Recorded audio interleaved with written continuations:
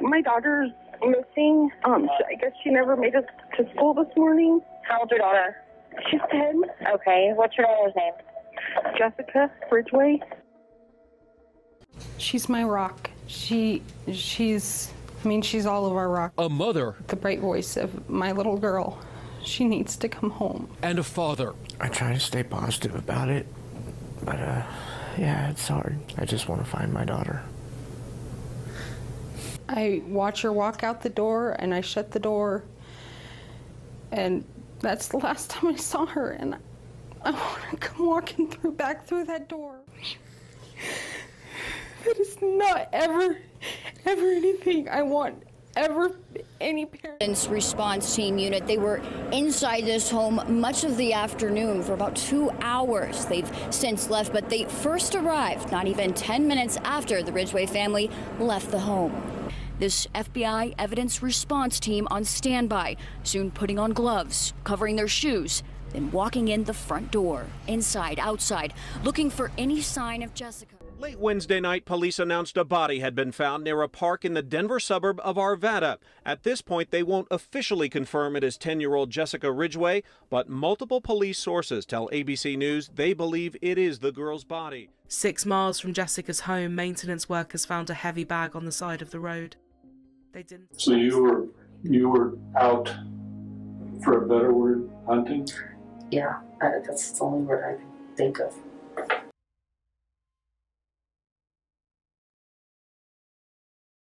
Welcome to the channel, and before we get started, guys, if you enjoyed this video, please subscribe to the channel and hit the like button. Also, drop a comment telling me which city you're watching from and what time it is for you right now. I'm honestly really curious where my audience is tuning in from. Alright, let's begin. Today, we're finding ourselves in one of the suburbs of Westminster, Colorado. This is the place where Jessica Ridgeway lived, together with her mum, her grandma, and her aunt. She was born to Sarah and Jeremiah. 10-year-old Jessica was a 5th grade student at Witt Elementary School. Her parents hadn't been together for many years, and her dad was living in Missouri. And despite some challenges with child support and custody issues, Jessica had a really good relationship with both of her parents. Teachers described her as a joyful, always smiling little girl, someone who was kind, helpful, and just genuinely sweet. She'd be the first to raise her hand in class or start a conversation just to make a new friend. Truly a model student, someone who honestly loved learning.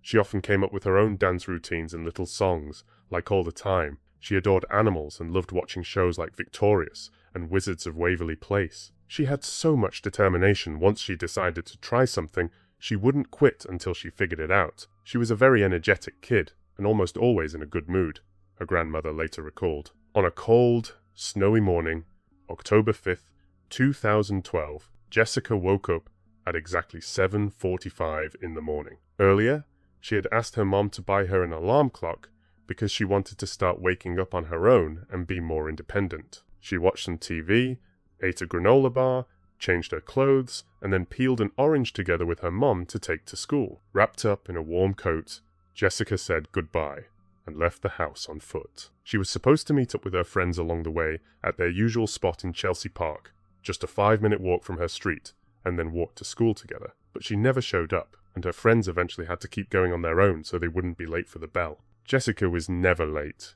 She never missed school. She honestly loved going. So when 10 o'clock in the morning came around, and there was still absolutely no sign of her, teachers decided to call Sarah. But Sarah had been working the night shift, from 10 o'clock at night until 7 o'clock in the morning. After walking Jessica out that morning, she went straight to bed, so she didn't hear the call. The school left a voicemail, but Sarah didn't hear it until 4:30 in the afternoon. There has to be some kind of mistake, she thought. Like, this just didn't make sense. Sarah drove past the park, stopped by the school, then went to several houses where Jessica's friends lived. But there was no trace of her anywhere. No one had seen her, nobody knew anything. And that's when she picked up the phone and called the Westminster police. My daughter's missing. I guess she never made it to school this morning. How old's your daughter? She's 10. Okay, what's your daughter's name? Jessica Ridgeway. And that's the exact moment when this cold, sinking feeling hits you, the kind no parent should ever have to feel in their entire life. You suddenly realize your child didn't just wander off. Your child was taken. According to investigators, by 9:15 that evening, they believed they had enough information to say this was likely a kidnapping. Not long after that, the Colorado Bureau of Investigation issued an Amber Alert for Jessica. I want to show you this little girl's picture, Jessica Ridgeway. She never made it to school, and right away the school called the little girl's mother. The mom works nights, so she didn't get the message until much later in the day, and that's what's bringing us to where we are right now. A massive search taking place. Right now, police, along with the CBI, have issued an Amber Alert, and the reason is this. It's because of the amount of time that has passed since she was last seen. At least 50 police officers, including the FBI, are searching right now. When we start with an 8-hour delay or a delay as substantial as this, the distance that she could have wandered, even on her own, just gets huge. Police say Jessica's father, who lives out of state, is in a custody battle with Jessica's mother. They do not believe Jessica is with him, but are not ruling anyone out. We don't have a person of interest, and we're going to look at every angle. Nothing like this has really ever happened. Like, it's always surprising when something happens here. So as you can hear from that interview, this is a very serious situation. Normally Jessica meets some friends at a park, which is just about 3 blocks from her home. Then the entire group walks to Witt Elementary. The girls that she usually walks with have been interviewed. They did not see her today, but at such a young age, as of 10 years old, they just did not think much of it. Again, we do want to show the picture of Jessica Ridgeway, 10 years old, 4'10" in height with shoulder blonde hair. She has blue eyes. She is wearing a winter jacket, I'm told, a black puffy jacket, but with weather like this, it's still of concern. Again, search is taking place across Westminster. In fact, if you are concerned, you would like to help, you can come here to the Westview Recreation Center. We're at the intersection of 108 and Oak, again, in Westminster. Teresa. But by then, it was already dark, and the cold had really set in, so a long night was ahead. Firefighters brought out thermal imaging equipment to see through the darkness and set up powerful lights that flooded Chelsea Park, lighting the whole area up. Police wanted to deploy a helicopter equipped with night vision, but it was simply too cold. There was a serious risk of ice forming on the rotor blades, and that made it unsafe to fly. We're using every resource we have. We're trying to use air or helicopters that have equipment that can search in the dark. Unfortunately, the weather has grounded those, so we're not able to use that tool. We've brought our fire department in, who has equipment that sees in the dark, thermal imaging equipment, so they're out searching with that. Over 400 faculty and every parent that has a student attending Witt Elementary has received the notification that Jessica is missing. When the sun comes up, police say they will be bringing in even more people to help search for Jessica. They're also hoping for a break in the weather so they can get helicopters up to search from the sky. Around 2 in the morning, authorities asked the volunteers to head home and return later that morning. Westminster Police set up a command centre and reached out to volunteer search and rescue teams. And honestly, there was no shortage of people willing to help. Officers searched houses and backyards, along with large open areas, creeks, fields, wooded sections, everything. They spoke with an enormous number of people and collected 700 DNA samples. Officers were stationed at crosswalks,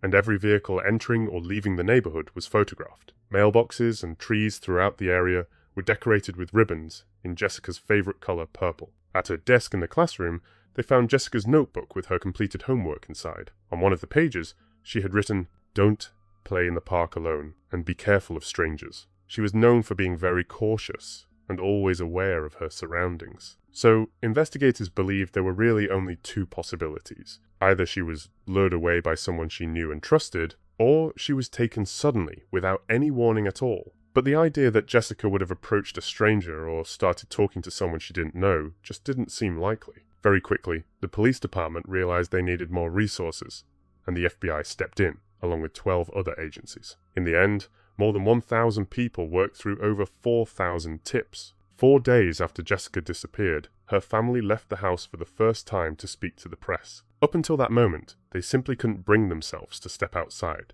Still, they fully cooperated with investigators from the very beginning and provided DNA samples as requested. And Mike, the FBI Mobile Evidence Response Team unit, they were inside this home much of the afternoon for about 2 hours. They've since left, but they first arrived not even 10 minutes after the Ridgeway family left the home. This FBI Evidence Response Team on standby, soon putting on gloves, covering their shoes, then walking in the front door, inside, outside, looking for any sign of Jessica. And this is the first time we are hearing from Jessica's mother and father. Both deny any involvement in her disappearance. Both are holding out hope. She's my rock. She's all of our rock. A mother. The bright voice of my little girl. She needs to come home. And a father. I try to stay positive about it, but yeah, it's hard. I just want to find my daughter. I watch her walk out the door, and I shut the door, and that's the last time I saw her, and I want to come walking back through that door. After searches by ground and by air, still no sign of the 10-year-old. And the reality of all of this is now very real.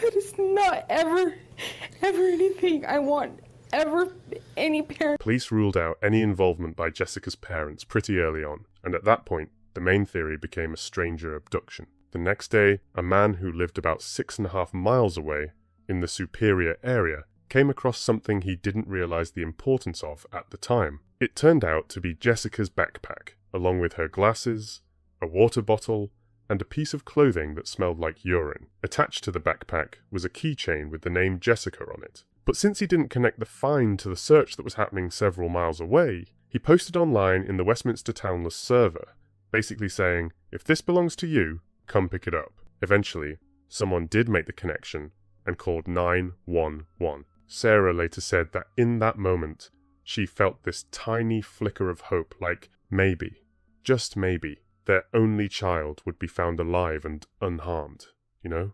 Over the weekend, a glimpse of optimism for the family when Jessica's backpack and water bottle were found in another subdivision 6 miles away. I felt a sliver of hope. I figured, if something really bad happened to her, they wouldn't have got rid of the backpack just sitting there.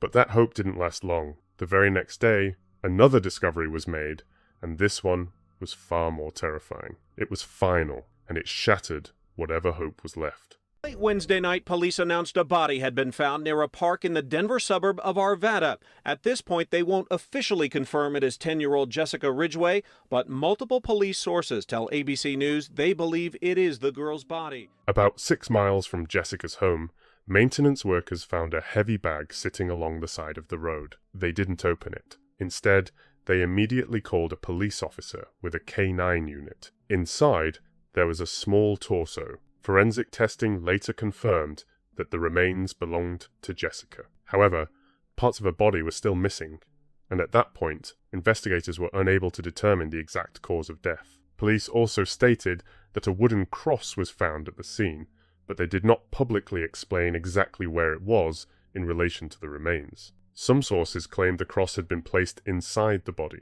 Others said it was found nearby. Even so, investigators described the discovery as a critical piece of evidence. Westminster Police Chief Lee Burke said, "Our focus has shifted from searching for Jessica to seeking justice for Jessica. We understand that there is a predator at large in our community. We pray for the Ridgeway family that you would comfort them." Prayer, candlelight, and song Saturday night to remember a life taken far too soon. It amazes me that people can be that sick in this world. Hundreds took part in the vigil for Jessica Ridgeway in Westminster, Heather Fong and her family among them after her son said he wanted to light a candle for Jessica. I feel like it kind of takes their childhood away because you teach them the world is a really good place, but then you have to train them now that you can't talk to strangers. As the community mourns the loss of Jessica, police are stepping up efforts to find her killer. Saturday, investigators continue trying to develop leads. They've been going over sex offender lists and have even been reviewing data from cell phone towers around key locations in the case, hoping if a number registered at all of them, it could help lead to a suspect. I don't know if you can make sense of it. We just need justice for Jessica, though. And so all the kids are safe in the neighborhood. Investigators soon connected this case to an earlier incident that had happened 4 months before, on Memorial Day. A woman who was out jogging near Carr Lake was attacked from behind. A man pressed a cloth, soaked in chloroform, over her face. Out of nowhere. She was dragged into some nearby bushes, but somehow she managed to break free and escape. The only details she could give were limited. She said the attacker was a white male, and based on her height comparison, she estimated he stood somewhere between 5 feet 6 inches and 5 feet 8 inches tall, with an average build. What makes this even more disturbing is that the attack happened just steps away from where Jessica was believed to have been abducted. DNA recovered from the jogger matched DNA found in Jessica's case, so at that point, investigators knew this was the same attacker. The FBI spokesperson, Dave Jolie, stated that everyone needed to remain in a state of maximum alert, and a psychological profile of the suspect was released to the public. We're going to begin this half hour with the Colorado community on edge as police search for 10-year-old Jessica Ridgeway's killer. In Jessica Ridgeway's community of Westminster, Colorado this morning, there is sadness, anger, and fear. This is horrible. This is absolutely horrible.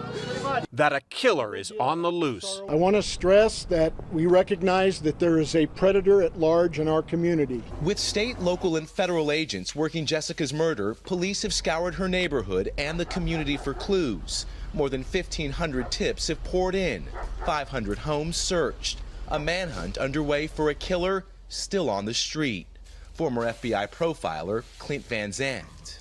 This is a whole nother type of predator. Number one, to commit a horrible act to kidnap a child, but number two, to dispose of a body this way puts this guy in a breed almost by himself. We haven't identified an individual, so we're talking and conveying to our community the importance of looking at behavioral changes. Unfortunately, it's somebody's family member, a neighbor, a friend. Dozens of worried residents came to Tom Ulbrich Saturday for crisis counseling. Our behavioral analysis unit wants to convey a message to the community and to the public as a whole. They're looking for abnormal behavior, changes in someone's behavior from Jessica's disappearance last Friday until today.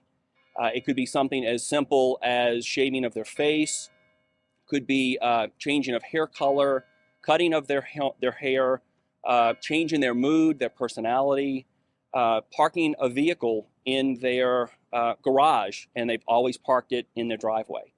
So we suspect that someone in the community knows this individual, and we're asking for the community support once again. The community has been very supportive in the efforts so far to this investigation, and we're asking that they would do this one more time to help us gather new leads and new information to bring this to a conclusion. More than 3,000 people gathered for a memorial service in Arvada, held in honor of Jessica Ridgeway's life and memory. Her favorite songs played throughout the ceremony, a video of her was shown, and the entire crowd honestly looked like a sea of purple, her favorite color. There were police officers, volunteers, people who knew Jessica personally, and others who had only come to know her through this heartbreaking story. You know, everyone showed up. Those of us involved in this case, unfortunately, never had the privilege of knowing your wonderful daughter. But I can honestly tell you, we feel like we did. We feel like she's part of our family, and we feel like we've lost part of our family. After detectives released photos of the cross pendant, one of the neighbors recognized it. She lived near the Sig family and contacted the FBI to share her concerns about Austin Sig, a 17-year-old who lived with his mother, Mindy, and who owned a very similar cross. She also knew that Austin had an obsession with death and with the decomposition of human and animal bodies, which, yeah, is incredibly unsettling. Soon after that, Austin was brought in for questioning, and he agreed to give the FBI a DNA sample. He told agents that on the day Jessica disappeared, he was home and asleep. Investigators noticed that he was wearing a cross that looked almost identical. Still, his answers seemed to satisfy them at the time, so they collected the sample and continued going door to door in the neighborhood. They were gathering and testing a massive number of swabs and samples. According to procedure, envelopes were sent back with the names of those who had submitted DNA. If the envelope came back empty, it meant the DNA did not match Jessica's. Austin's envelope came back empty, and he was temporarily taken off the radar. But then, on October 22nd, the media began heavily covering the story about the DNA link between Jessica's case and the earlier attack on the jogger. That same day, Austin told his classmates that he felt extremely weak and seriously ill, like something was very wrong. That night, he even slept in his mother's bed. The next morning, Austin told his mom that he had something he needed to confess. She immediately asked him, "Is this about Jessica?" "I just knew," she later said. "I don't know how, but I just knew." When he confirmed her worst fears, Mindy collapsed onto the floor and started crying. Pure horror, disbelief. and this desperate thought looping in her head, this can't be happening. This can't be happening, she said out loud. I'm going to prison, Austin said. I know, she replied. You need to call the police. Can you do it for me? He asked. Mindy picked up the phone and dialed 911. The entire call lasted almost 18 minutes, so the version that was released later was shortened. Hi, this is Molly at Westminster Police. Can I help you? Hi, I need you to come to my house. My son wants to turn himself in for the Jessica Ridgeway murder. Can you tell me exactly what he said? That he did it, and he gave me details, and her remains are in my house. Did you see them? No. Is he there with you? Yes. Is he cooperative? Yes. What is your son's name? Austin Sig. Okay, I understand that you're probably, feeling pretty crappy right now, but I want you to know that you did the right thing.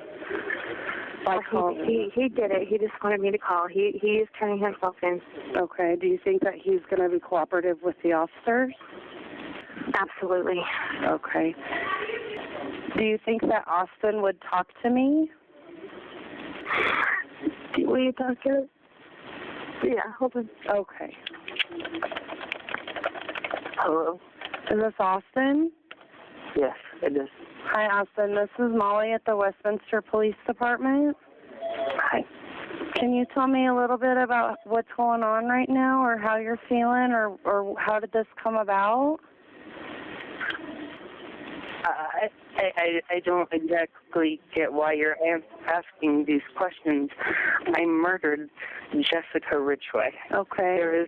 I have proof that I did it. There is no other question. You just have to send a squad car, something down here, and I will answer all the questions that you want to ask, or anyone wants to ask of me as soon as you gotta get down here. Okay. Have you committed any crimes like this before? Do you have a criminal history of any sort? The only other thing that I have done that before this was the Kettner Lake incident where the woman got attacked. That was me. Ma'am, I understand you want to call your husband, and I'm sorry, but I would like to keep you guys on the phone just until the officers get a little bit closer. Well, how far are they? They're going to be there in just a few minutes. Is Austin still there with you? Mm-hmm. Yeah, I won't let him out of my sight. Okay. Has Austin been diagnosed with any mental health issues? Does he see a counselor or take any medication? He saw a counselor years ago for porn. Okay. I can't breathe. Take some deep breaths for me. Do you want me to start you an ambulance? No. Are you sure? I'm sure. Okay, what just happened? I opened the window. What's that? I just opened the window. Okay. I need air. Okay. Mindy, take a couple deep breaths for me, okay? You tell me when the officers get there. They're coming to your front door. Okay? I don't see him. I don't see him yet. You don't see them? No. Is Austin okay with you right now? Yeah, he's just getting really anxious, and so am I. Okay. They're here. They're coming up. They're coming up to the door? Yeah. Okay. Do you see the plainclothes officers and their badges? Yeah, they're here. Okay, I'll let you go speak with them, okay? Okay. Okay, thank you. Okay, bye. Goodbye. And 19 days after Jessica Ridgeway disappeared, Austin ended up at the police station. He confessed that he had tried to abduct the jogger using homemade chloroform, and when the woman managed to escape, that didn't stop him at all. If anything, it did the opposite. He said it made him rethink his next move. He felt like he needed a smaller victim, someone he could overpower more easily. You know, when police asked him what he would have done if the attack on the jogger had been successful, he answered without hesitation. He said he probably would have done the same thing to her that he did to Jessica. So you were out, for a better word, hunting? Yeah. That's the only word I can think of. And did you know Jessica? No. Had you ever seen her before? In her final moments, Jessica was playing in the park. She was packing snowballs together, just being a kid, while Austin watched her. He parked his Jeep in a spot where he knew no one would notice it, and kept an eye on Jessica as she walked along with the snowball in her hand. He waited for the moment when she needed to cross the street. He lowered himself down in the back seat so she wouldn't be able to see him. And as Jessica walked past the Jeep, he suddenly jumped out and grabbed her music, pulling her inside. Jessica screamed, but there was no one around to hear her. He restrained her arms and legs with plastic zip ties. Later, he said, "Random place, random time, just random everything." And I think the second I pulled her into the car, I already knew she was going to die. Jessica kept asking him who he was and whether he knew her mum. He said she asked questions constantly. He answered her and lied. He told her everything would be okay. He drove her to his house, and what happened there is something only he truly knows. He claimed that he carried Jessica into his room, cut the zip ties off her wrists,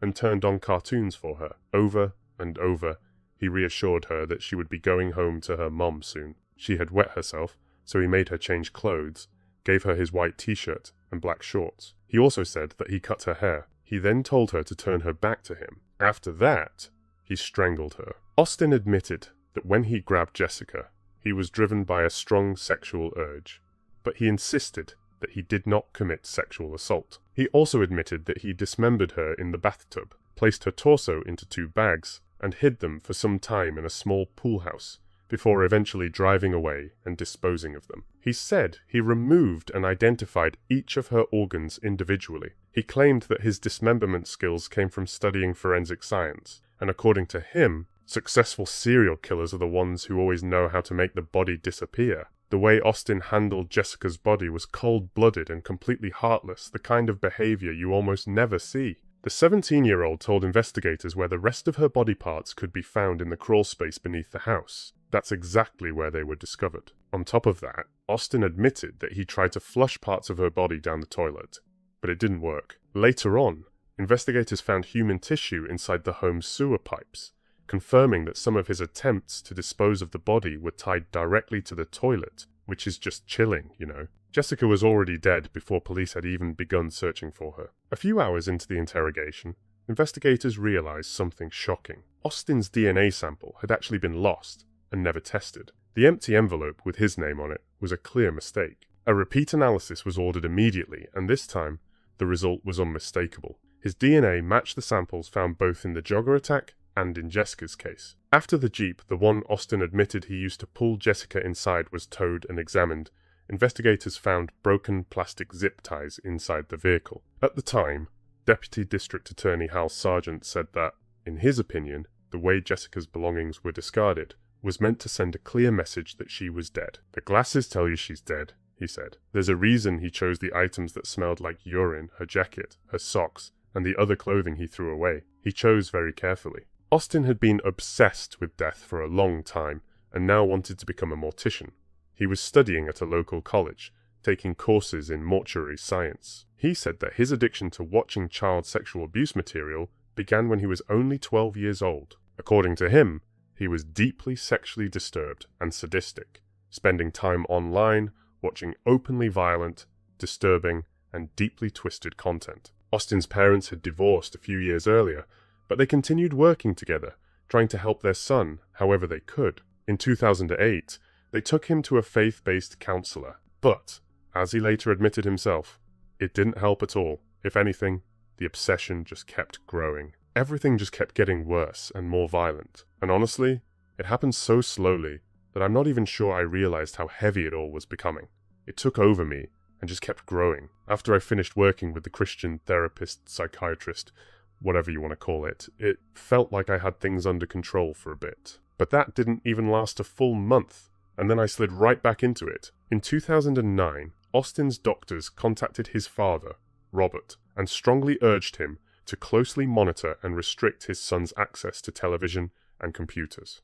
All right, well, police in suburban Denver are still removing evidence from the home of a teenage college student in custody for the kidnapping and murder of 10-year-old Jessica Ridgeway. Austin Sigg was charged as an adult on 17 separate counts, including 4 counts of murder and 2 counts of kidnapping. Even though he denied committing sexual assault, the sheer volume of violent material he had consumed, along with his documented sadistic behavior, pointed in a very different direction. Because of that, prosecutors added 3 more charges. Austin was also charged with sexual assault of a child, robbery, and sexual exploitation of a child after investigators found child abuse material on his devices. In the case involving the jogger, he was charged with attempted first-degree murder, attempted kidnapping, and attempted sexual assault. New courtroom sketches of Austin Sigg, the teenager pleading not guilty to killing 10-year-old Jessica Ridgeway, even though he admitted it. Well, this could very well be a placeholder plea.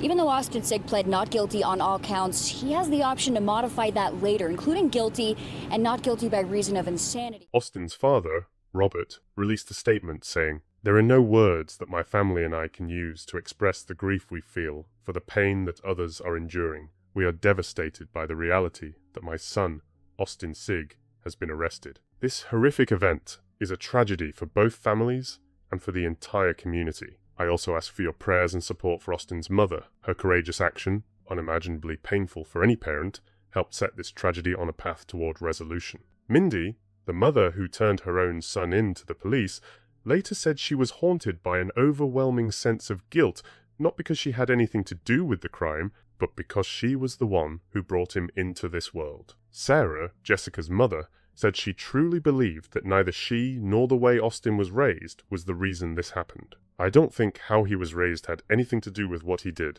Mindy remembered Austin as a beautiful baby, a smart and kind little boy. Coming to terms with what he had become was almost impossible. "For me, there was no one else," she said. "I didn't know what music was popular. I didn't know what shows other people were watching. He was everything I could have ever wanted." One former classmate who had gone to school with Austin since middle school said, "There was always something off about him. He was one of those kids who was really smart, but always kept to himself. He talked to himself a lot and was extremely awkward around people. Even though he was intelligent, Austin eventually began falling behind in school." Mindy later learned that he was being bullied over his voice. Not long after that, he dropped out of school and earned a high school equivalency certificate. As the years went by, people grew increasingly uneasy around him. One neighbor, Emily, shared that her 11-year-old daughter came straight to her after learning about Jessica's abduction. "She told me she knew exactly who did it," Emily said. "I feel terrible now for brushing it off at the time."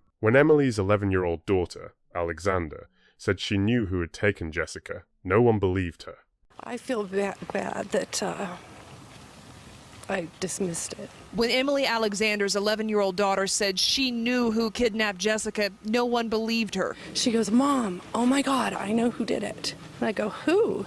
And she goes, "The goth teenager from the park." At this park just down the road, she says a teenage boy had been acting strangely, staring at her daughter, walking by their home. And she pointed him out right across the street from our house. Emily Alexander says her daughter's friends may have been what saved her. If she had been at the park alone, there's no telling, what could have happened. I should have let her know that the moment she feels uncomfortable, that she should trust that, and that, it's better to be safe than sorry. Austin pleaded not guilty to all charges, both in Jessica's case and in the attack on the jogger. Given his detailed confession and the fact that Jessica's remains were found inside his home, that stance shocked a lot of people. And honestly, the very idea of going through a full trial, having to hear every horrifying detail all over again, felt unbearable to many. Because he was 17 years old at the time of the murder, the death penalty was not on the table. However, if convicted, he faced the possibility of life in prison, with eligibility for parole after 40 years. His defense attorney argued that Austin's actions were impulsive and that he himself was still trying to understand why he did what he did. The defense also claimed that during pregnancy, his mother had inhaled paint fumes and suffered a fall down the stairs, and that Austin was allegedly born with a head injury due to the use of vacuum extraction during delivery. They said he had serious intestinal problems and underwent surgery 3 times. It was also mentioned that Austin grew up in a divorced family and had multiple interactions with law enforcement. His father, Robert Sigg, was described as having a long criminal history, including mortgage fraud, driving under the influence, assault, domestic violence, and drug trafficking. The court would be presumptuous and speculative to assume at this early age because of an act by a child, that child would never be appropriate for parole. But Anna Salter, a psychologist who reviewed the police files in this case, said she found no evidence that he had been abused as a child. She pointed out that despite his parents' divorce, his home life appeared stable, and he had support from his family. According to her, he showed absolutely no compassion for Jessica Ridgeway. This was not an impulsive act that he later regretted, not even close. Prosecutors argued that his actions clearly showed intent and prior planning. He had searched for information on how to make homemade chloroform. He typed things like top 10 places where people are most often abducted into search engines, and all of that came on top of the extreme content he admitted to watching online, which, only reinforced the picture investigators were seeing. Founding fathers of this country did not set forth an amendment that says when a young man kidnaps, robs, sexually assaults, and murders and dismembers a 10-year-old girl, that everything other than the murder should be excused. What we do know is that this young man is dangerous. The only way to protect the community from him is to keep him confined forever. They have never seen an offense like this committed by someone under 18, ever. Not in this county, not in this state, not in this country. Austin was held in a special unit at the Jefferson County Detention Center, separated from adult inmates. But almost exactly 1 year after Jessica left for school, and just 2 days before the trial was set to begin, Austin Sigg changed his plea. He pleaded guilty to 15 charges, including first-degree murder, sexual assault of a minor, kidnapping, attempted kidnapping, and sexual exploitation of a minor. And yeah, for a lot of people, that moment finally confirmed what they'd feared all along, Justice for Jessica delivered today. It's been just over a year since 10-year-old Jessica Ridgeway disappeared. Well, today, her teenage killer, Austin Sigg, learning he will spend the rest of his life behind bars. He got life in prison for the murder charge, plus 86 consecutive years on top of that for the kidnapping, sexual assault, and robbery charges. One of Sigg's attorneys mouths, "Are you okay?" Sigg replies, "Yeah, I'm fine." He was expressionless most of the day. It was truly a reflection of pure evil, and Austin Sigg deserves everything he got. For Jessica's murder, he was sentenced to 40 years. On top of that, the judge added another 86 years for his other crimes. And even though technically, because he was a minor at the time of the murder, he could have been eligible for parole one day, those additional years completely wiped out that possibility, guaranteeing he will spend the rest of his life behind bars. District Attorney Peter Weir made it clear that there was no plea deal in this case. No concessions, he said. We were not willing to offer Austin any kind of leniency. The judge agreed and added, this case practically screams for a life sentence. Austin declined to address the court and showed absolutely no emotion as the sentence was read aloud. So, I'm actually not going to say anything today because I don't think that the defendant has the right to hear how he affected me, my family, or who Jessica was. Once we walk out of this courtroom, we'll not remember his name, and we'll all only remember Jessica and the legacy she created, as well as the Lassie Project in which she inspired. Thank you. Thank you. Mindy said she never once regretted her decision to call the police and turn her son in. She threw herself fully into therapy, and while she still thinks about Austin and mourns the son she once knew, she said, I haven't spoken to him since. I can't, she explained, and he's never tried to reach out to me either. That's part of why I don't talk to him, because I don't feel like I'd ever hear the truth from him about anything. I can't allow him to lie to me, she said, and I never got an answer to the question, why? And I need at least something. When she was asked if she had a message for the Ridgeway family, Mindy said, I would literally give my life to change what happened. I would trade places with Jessica in a heartbeat. Even now, when things are a little less raw, I would still do it if I could. Jessica's grandmother said that every member of their family felt compassion for Mindy. We understand that she lost her son too, she said. It's a different kind of loss, but she still lost her son. My heart goes out to her. If we'd been allowed to hug her in court, we probably would have, but we couldn't. I want her to know that we think about her often. And this park has just been transformed here. Everywhere you look, there are hints of Jessica, from the purple that is speckled throughout the park to this dragonfly teeter-totter, which we're told represents a school project she was particularly fond of that she was working on at the time of her disappearance. The way Jessica's community continues to remember and honor her short life is truly something special. It honestly feels like there's always something happening in her name. They built a memorial playground that includes a custom 40-foot track, engraved knock-knock jokes written by her classmates, specially designed swings decorated with ribbons, all in purple, her favourite colour, and, of course, the Lassie Project continues its work. It's a free service that allows parents and guardians to alert their entire local community within seconds when a child goes missing. They also created the Jessica Ridgeway cheer camp, because that's what she dreamed of becoming when she grew up. She once told her mum that she promised she would be a cheerleader who was kind to everyone, you know,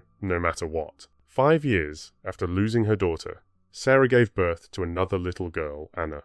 The reminders of her are everywhere. Lots of purple. Her sweet 10-year-old smile. Her pictures everywhere. Her favorite color. We all still wear purple. Purple's everywhere in our house. I think she makes her presence known. That's how Sarah Pindell Ridgeway and her family remember Jessica. We still talk about her. She still exists for us. Yes, it's hard, and it's the hardest thing that anybody could possibly do is to move forward. I need to remember who she was and who I would have hoped she would have become, and know that I need to keep moving forward. She was born October 15th. Anna Christine Pindell Ridgeway. Her and her sister share the same middle name, and then her eyes are blue, different blue than Jessica's, but they're blue. She loves her hands. They're her favorite thing in the whole wide world. I think Jessica would be enamored. She's very much ever present. We talk to Jessica, and I think she kind of turns her head. It looks like she's talking to somebody over in the distance, so I think her sister definitely comes and visits and leaves her little sparkly way around. And Mom and Grandma say they'll tell Anna all about Jessica's sparkle as soon as she's old enough. I'm mostly gonna say that, she has a big sister that left before she was born. They want to raise her without fear. I'm gonna try not to let what happened overshadow how I raise Anna, because I don't want her to be smothered a little bit. I want her to be able to have her own little life. She's not replaced, she's just expanded. She definitely has an extra special angel watching over her. She said she knows Jessica would have been the best big sister, but now she believes Jessica watches over her in a different way. Jessica's story is one of the most heartbreaking you can possibly imagine. Just thinking about her final moments of childhood innocence, doing what every 10-year-old should be allowed to do, playing in the snow, meeting up with friends, having another good day at school, walking home, ready to tell everyone all about it. And then, in a single instant, everything changed. That purity, that innocence, was taken away. The Ridgeway family, like anyone in their position, lives one day at a time. Sarah once described Jessica's murder as a plate shattering, with one piece lost forever. You can try as hard as you want to glue it back together, but the cracks will always remain, and it will never be the same again. You can't ever put it back together perfectly, she said. Now we move on to the next story, which turns out to be no less horrifying than the previous one. 10 years for one, 12 years for the other. Even though he says he has no reasons to believe my child to be alive, I will go ahead. As hard as this is for me to say, I have not made any inclinations one way or the other since this report came out. My heart, my gut, and my soul tell me my child is no longer alive. The skeletal human remains of Erica Parsons were discovered on Tuesday. Law enforcement sources telling our NBC affiliate WCNC that her remains were found in Chesterfield County, South Carolina, some 40 miles southeast of Charlotte. Now, Erica was last seen in 2011 when she was just 13 years old. All right, well, in other news this afternoon, the adoptive parents of a North Carolina teen found dead years after being reported missing.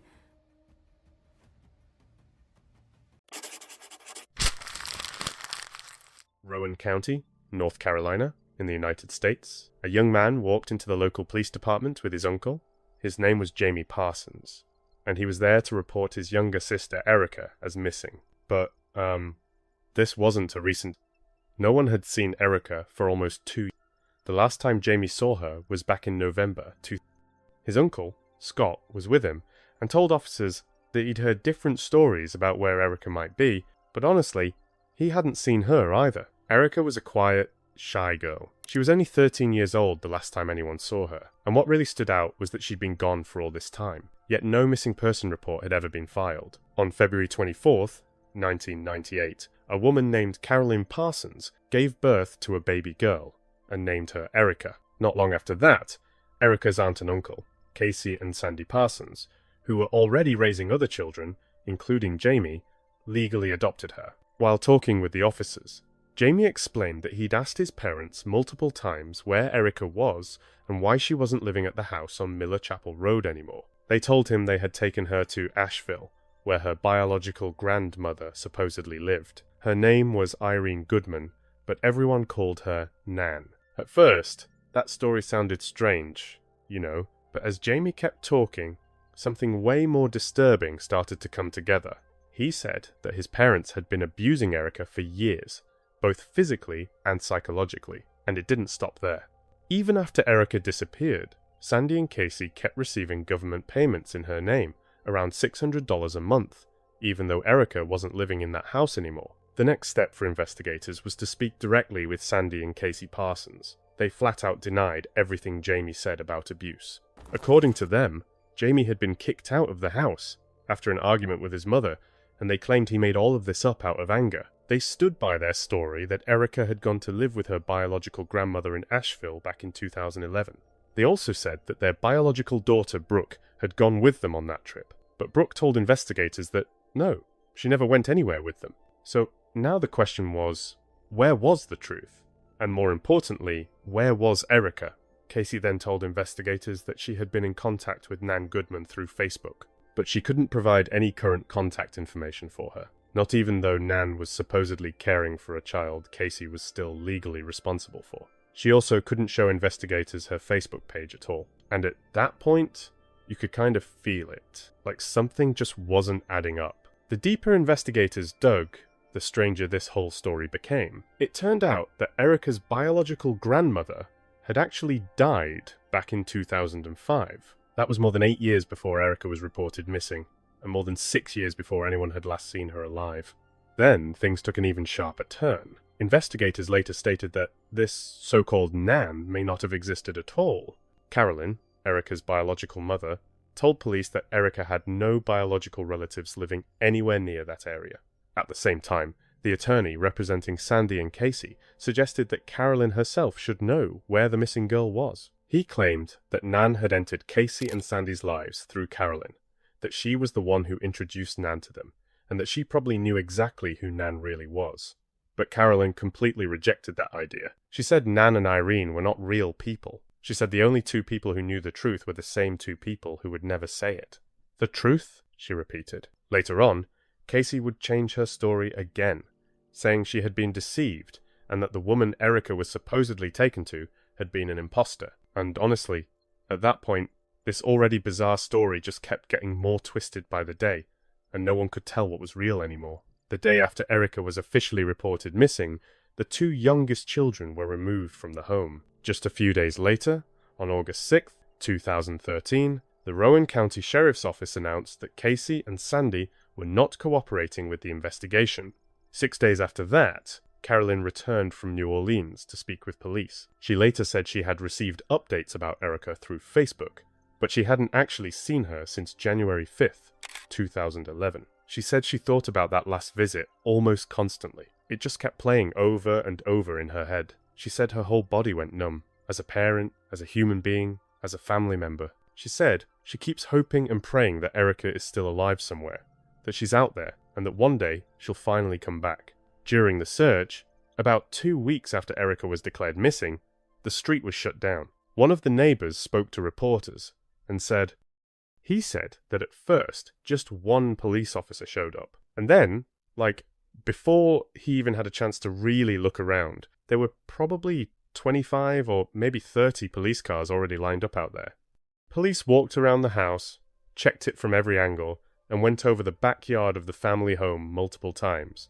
But, they didn't find anything clearly important or immediately suspicious. About a month after Jamie reported Erica missing, the Federal Bureau of Investigation joined the search and began working alongside local law enforcement. The family home was searched several times after that. Search warrants carried out in August 2013 revealed that dozens of items were taken from the house. Among them was a plastic bag filled with magazines about JonBenet Ramsey, along with a book about her that contained handwritten notes inside, notes that oddly referenced home repairs. JonBenet Ramsey, just as a reminder, was a 6-year-old girl who was found murdered inside her own home on Christmas Day in 1996. That case, by the way, remains unsolved and is still talked about to this day. The search reports also stated that a section of drywall had been cut out and removed from a closet because it had red stains on it.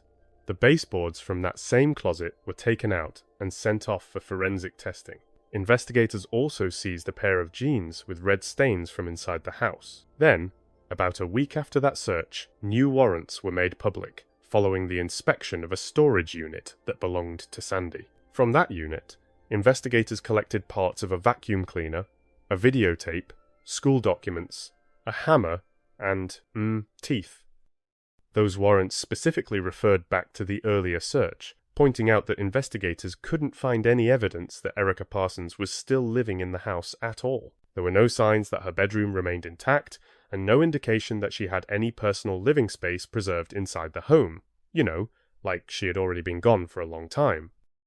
Police said that all of the evidence they had pointed to one clear conclusion. Casey and Sandy knew Erica was never coming back. Another major focus of the investigation centered on accusations that Casey and Sandy continued receiving money on Erica's behalf, even after she no longer lived with them. Because of that, officials moved forward with a request for a warrant connected to financial transactions. In the affidavit requesting that warrant, it stated that it was believed that the ongoing desire to keep using money, benefits, or financial assistance meant for the care of, or on behalf of, Erica Parsons played a direct role in delaying or completely refusing to report Erica Parsons as missing in a timely manner.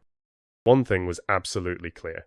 The family was definitely receiving money on Erica's behalf, and that financial side of things needed a much deeper look. Working together with the Federal Bureau of Investigation, investigators were able to trace the bank accounts Sandy and Casey were using. Those accounts were held at Wells Fargo, Bank of America, and SunTrust Bank. Erica had been adopted through the state foster care system and had special needs, which meant the family qualified to receive more than $600 a month from the Department of Social Services to help care for her. The couple's attorney argued that they were allowed to keep receiving those payments because, legally, they were still Erica's guardians and caretakers. But then, the obvious question came up. If that was true, why didn't they report her missing? The attorney explained that Casey and Sandy didn't believe Erica was missing at all, because they claimed they had left her with her biological grandmother. Whenever Casey and Sandy appeared in the media or gave interviews, police were watching closely, listening carefully to every word, and one thing stood out, almost immediately. They spoke about Erica in the past tense. Carolyn, on the other hand, spoke about Erica in the present tense every time she was interviewed. In an interview she gave on August 5th to WBTV, Carolyn said that Erica is her biological daughter, and she wanted everyone to know that she still loves her. But Casey and Sandy continued to stick firmly to their version of events. Sandy Parsons claimed that there had been times when Erica had supposedly been seen. She said relatives had recently called and told them they'd seen Erica at a rest area. Reporters pushed back and asked why they hadn't called the police. They told her, "Don't wait, and don't call us. Call the cops." Sandy responded by saying that the only thing she wanted right now was for Erica to call home, say she was okay, and for Sandy to get her 2 little children back. She said that no one seems to realize that there are 2 other small kids in this story who just want to come home. She was talking about the 2 youngest children, the ones who were taken from the home the very next day after Erica was officially reported missing. Casey and Sandy were actively fighting to regain custody of those 2 kids. They were scheduled to meet with representatives from the Department of Social Services, and after that, a judge was supposed to decide whether the children would be allowed to return home. As investigators started digging into the couple's background, they found out this wasn't the first time concerns had been raised. The family had already been on the radar before. Relatives had made multiple calls to the Department of Social Services, or DSS, over the years, flagging issues and raising alarms, long before Erica was ever reported missing. Before we keep going, let me take about 15 seconds of your time. If you could support the channel by hitting subscribe and leaving a like, I'd really appreciate it. And, drop a comment telling me where you're watching from and what the weather's like, where you are.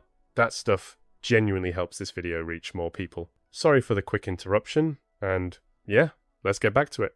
DSS had previously investigated allegations of abuse involving Erica. At the time, they said they didn't find any violations, and reported that Erica didn't appear afraid of her guardians. By this point, investigators had already spoken with a lot of people, including multiple family members. But Casey continued to flat out deny everything. She told investigators that her entire family was lying. She claimed her mother had told the children to say all of these things, like they were being coached or something. The family's attorney backed her up publicly, saying these accusations shouldn't be treated as fact. He insisted the couple was doing everything they could to find Erica, while relatives were just making up stories, stirring things up. Casey Parsons had been homeschooling the children. Representatives from the North Carolina Department of Non-Public Education confirmed that standardized test scores and attendance records had been submitted for the kids. However, they couldn't verify whether any of those records specifically belonged to Erica. When Casey was questioned again about the claim that Erica had been living with her biological grandmother, she said she had been contacted by a woman through Facebook. But then, according to Casey, that account was later deactivated. That woman also completely disappeared. Her phone number was disconnected, and there was no way to reach her. Casey and Sandy even appeared on the Dr. Phil show. Later, Casey told Dr. Phil that they had never actually been to that woman's house, and had only seen photos of it. She also told reporters that they allowed Erica to visit the woman's home, and eventually, Erica just didn't want to come back. At one point, Casey even found a girl on social media with the same name as Erica. She contacted the Rowan County Department of Social Services, and claimed that this girl was supposedly their child, and that she was living in Greensboro. There were so many different stories floating around, but none of them really made sense. Investigators searched through multiple databases, looking for anyone using Erica's social security number, or anyone who might have obtained a driver's license, or any official document in her name, but they found absolutely nothing. No trace at all. According to Casey, Erica had met up with Carolyn in 2011 at a Whataburger, but Carolyn said that after that meeting, Casey told her that Erica no longer wanted to see her anymore. This case clearly hit the community really hard. On August 23rd, neighbors organized a nighttime vigil outside the house, praying for any kind of good news about where Erica might be. Billboards went up all over the area, and on August 26th, Casey and Sandy once again gave interviews to the Federal Bureau of Investigation. The very next day, Casey and Sandy loaded up their belongings into a truck and left the neighborhood. Reportedly, they said they were doing it to escape the overwhelming media attention. When reporters later spoke with Sandy's stepfather, he said Sandy visited him a few times a year and only sometimes brought Erica along. He admitted he hadn't seen her since around 2008, or maybe 2009. This case wasn't just strange, it was incredibly complex. You had a vulnerable young girl, and it seemed like no one actually knew where she could be. But investigators were sure of one thing. People don't just disappear like that. Carolyn organized multiple vigils for Erica, saying that the more places they held them, the more they could spread Erica's name, her story, and her face. On January 16th, 2014, a judge ruled that the children who had previously been removed from the home could not be returned to their parents. Instead, they were placed with an aunt. Later on, those children were also removed from that guardian's home due to what were described as serious behavioral issues. Even though the investigation kept going, there was still no solid evidence pointing to Erica's whereabouts. On January 30th, 2014, the Federal Bureau of Investigation announced a reward of $25,000. The Rowan County Sheriff's Office offered its own reward as well, and Sheriff Orton said that Prevent Child Abuse Rowan added another $5,000. By that point, almost a full year had passed since Erica was officially declared missing. And then, finally, something new happened. Federal agents, armed and ready, forced their way through the doors of the Parsons home, Casey and Sandy Parsons were arrested and charged in Fayetteville with 76 criminal counts. According to investigators, those crimes were committed between February 2010 and August 2013. Among the charges were theft of government funds, mail fraud, tax fraud, conspiracy to defraud the government, and identity theft. According to investigators, the couple had been illegally receiving government money for years. That included adoption assistance, Medicaid, Social Security, and food and nutritional support programs, all for a dependent who, in reality, was no longer living with them. It was also alleged that Casey fraudulently used other people's personal information, listing them as so-called dependents, and provided false information when filing federal tax returns. Because of the 76 counts of theft and fraud, they were placed under strict law enforcement supervision. They were fitted with electronic monitoring devices and required to regularly check in with a pretrial supervision officer assigned to the case.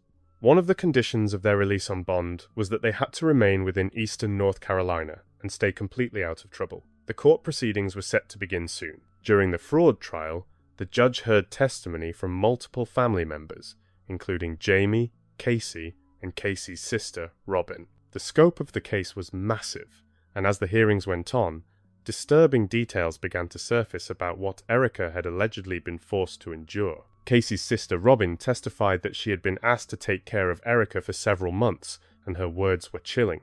She said it was done, quote, so that Casey wouldn't kill her. Robin told the court that Erica often had numerous marks and bruises on her body, and that Casey couldn't even bring herself to look at the girl's face. Jamie added even more horrifying details. He said Erica was forbidden from using the bathroom. She was forced to eat dog food, or food taken out of the trash. She was starved and made to drink water from the dog's bowl, or straight from the bathroom sink. She was completely excluded from all family activities. Her fingers were intentionally broken. He said she was locked inside a closet, and if, out of desperation, she relieved herself in there, she was brutally punished. Erica was never allowed to sleep in a bed. She didn't even have one. She was forced to sleep on the floor. Jamie also testified that there was an incident where Casey placed Erica's hand on a hot stove, burning her. He admitted that both he and the other children had also participated in abusing Erica, starting when she was about 5 years old and continuing until he himself turned 16. He said there was one moment when he broke her arm, and after that, he decided he would never hit her again. And hearing all of this, you just kind of sit there thinking, how did this go on for so long without anyone stopping it? Brooke, his sister, later told a detective that their mother had sent the kids to Walmart to buy first aid supplies so they could make a makeshift cast for Erica's arm. They did that instead of taking her to a doctor for what was clearly a serious and extremely painful injury. Relatives later said Erica's arm showed signs that it never healed properly. On the witness stand, Jamie testified that his mother ordered his younger siblings, Sadie and Toby, to pull Erica's hair if she didn't want to play with them. He said Casey encouraged the kids to abuse Erica and that he often saw his mother hitting her. If Erica didn't obey, she was whipped with a belt. He also said Sandy would punch Erica on the top of her head. Jamie told the court that Erica eventually developed a bald spot on her head, right where wounds kept forming and healing over after repeated blows. 12-year-old Sadie, the youngest of the children, testified that she tried to secretly bring Erica food whenever she could. She said Erica was locked in a closet, either in their mother's bathroom or in Brooke's room. Sadie also said there was a time when Casey choked Erica so hard she couldn't breathe. If Erica ever received a gift, as soon as the person who gave it left, that gift would be taken away and given to her brother Toby or her sister Sadie. In a statement read aloud by the district attorney, it was said that Sandy once claimed no one would ever find Erica because Casey was smarter than the FBI. And then, the details just kept getting darker, one after another. About a week before Erica was last seen, her siblings said her eyes looked sunken in. She appeared grey, weak, and covered in open, oozing wounds. Jamie said the last time he saw her, she looked, in his words, like a zombie. Erica told him she felt sick and couldn't breathe properly, and Jamie said his mother's response was cold and simple. She said she didn't care. She told Erica to go back to that corner. According to Jamie, the next morning he woke up and noticed his parents weren't home. They didn't return until later that same day. He said that when they came back in, Sandy was unusually quiet and looked nauseous, like he might throw up, while Casey seemed completely normal. When Jamie asked where his sister was, he was told she was with her grandmother. Referring to Jamie's testimony, prosecutor Anand Ramaswamy stated, "He said that Erica was no longer alive, and according to the prosecution, there was an agreement between Casey Parsons and her husband not to report her death."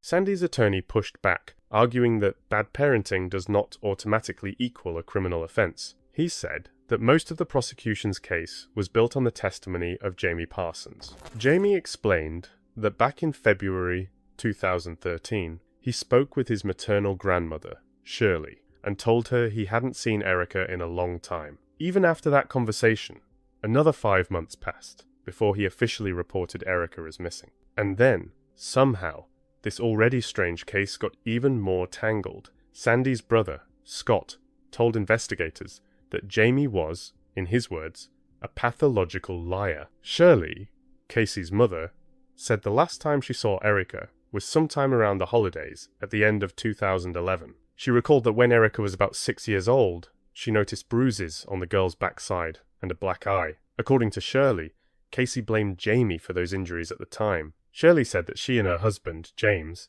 did wonder if Casey was abusing the child, but in the end, they talked themselves out of it. In her statement, Shirley also said there was an incident where she witnessed Casey choking Erica. James grabbed Casey by the arm and, as Shirley put it, scolded her. After that, they became visibly shaken and left quickly. Shirley also mentioned that Erica's hands showed signs of injury, which lined up with Jamie's claim that Casey would bend Erica's fingers backward to, quote, put her in her place. Robin also noticed that Erica's fingers were crooked and suspected they might have been broken. Casey insisted it was just arthritis. Robin testified that Casey frequently hit Erica and forced her to stand in a corner as punishment. The court was shown photographs as evidence, documenting Erica standing in the corner on 5 separate occasions. And honestly, the picture just kept getting more painful. When Erica was younger, she used to call Casey and Sandy Mom and Dad. But Casey told her she didn't like that and ordered her never to call her mom again. From that point on, Erica was only allowed to address them by their first names, Casey and Sandy. Janet, Sandy's stepmother, testified about a time when the family went on a beach vacation and left Erica home alone.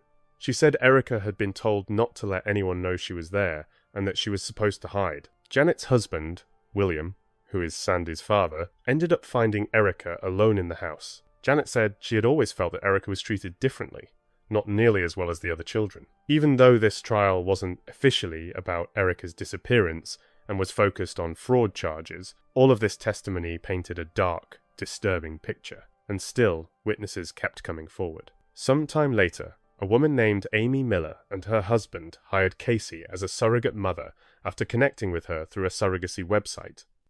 Amy said that Casey seemed like the perfect person to carry their child. She described her as someone who appeared very sincere, down to earth, and deeply religious. And honestly, the fact that she had adopted Erica so the child could stay within the family felt, at the time, like a truly noble thing to do, you know. She added that Casey talked about Erica often.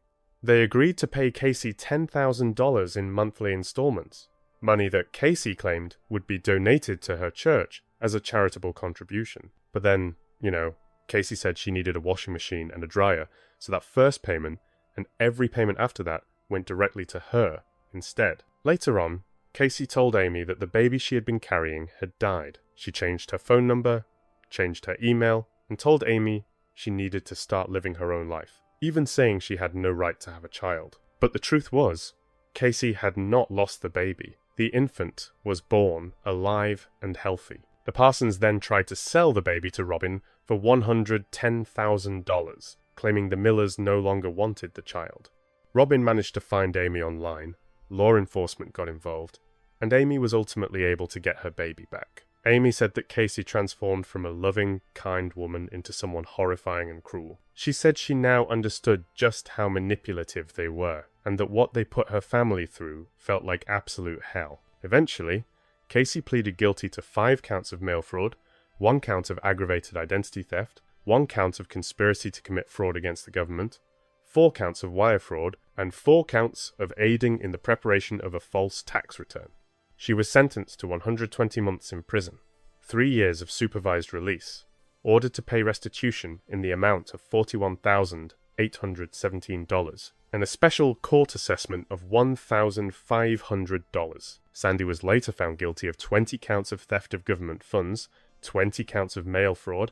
The jury deliberated for less than 5 hours before finding him guilty on 43 counts. He was sentenced to 96 months in prison, 3 years of supervised release, and ordered to pay restitution, totaling $1,624,300. Taking everything into account that came out during the trial, especially what Erica had been forced to endure, the judge made it very clear during sentencing that the evidence showing Erica was no longer alive was compelling and undeniable. He told Casey that she and her husband did something truly horrific to Erica. He said he had sentenced nearly 1,000 people in his career, and he could not recall a single case that affected him this deeply. He said they made a plan to get rid of her.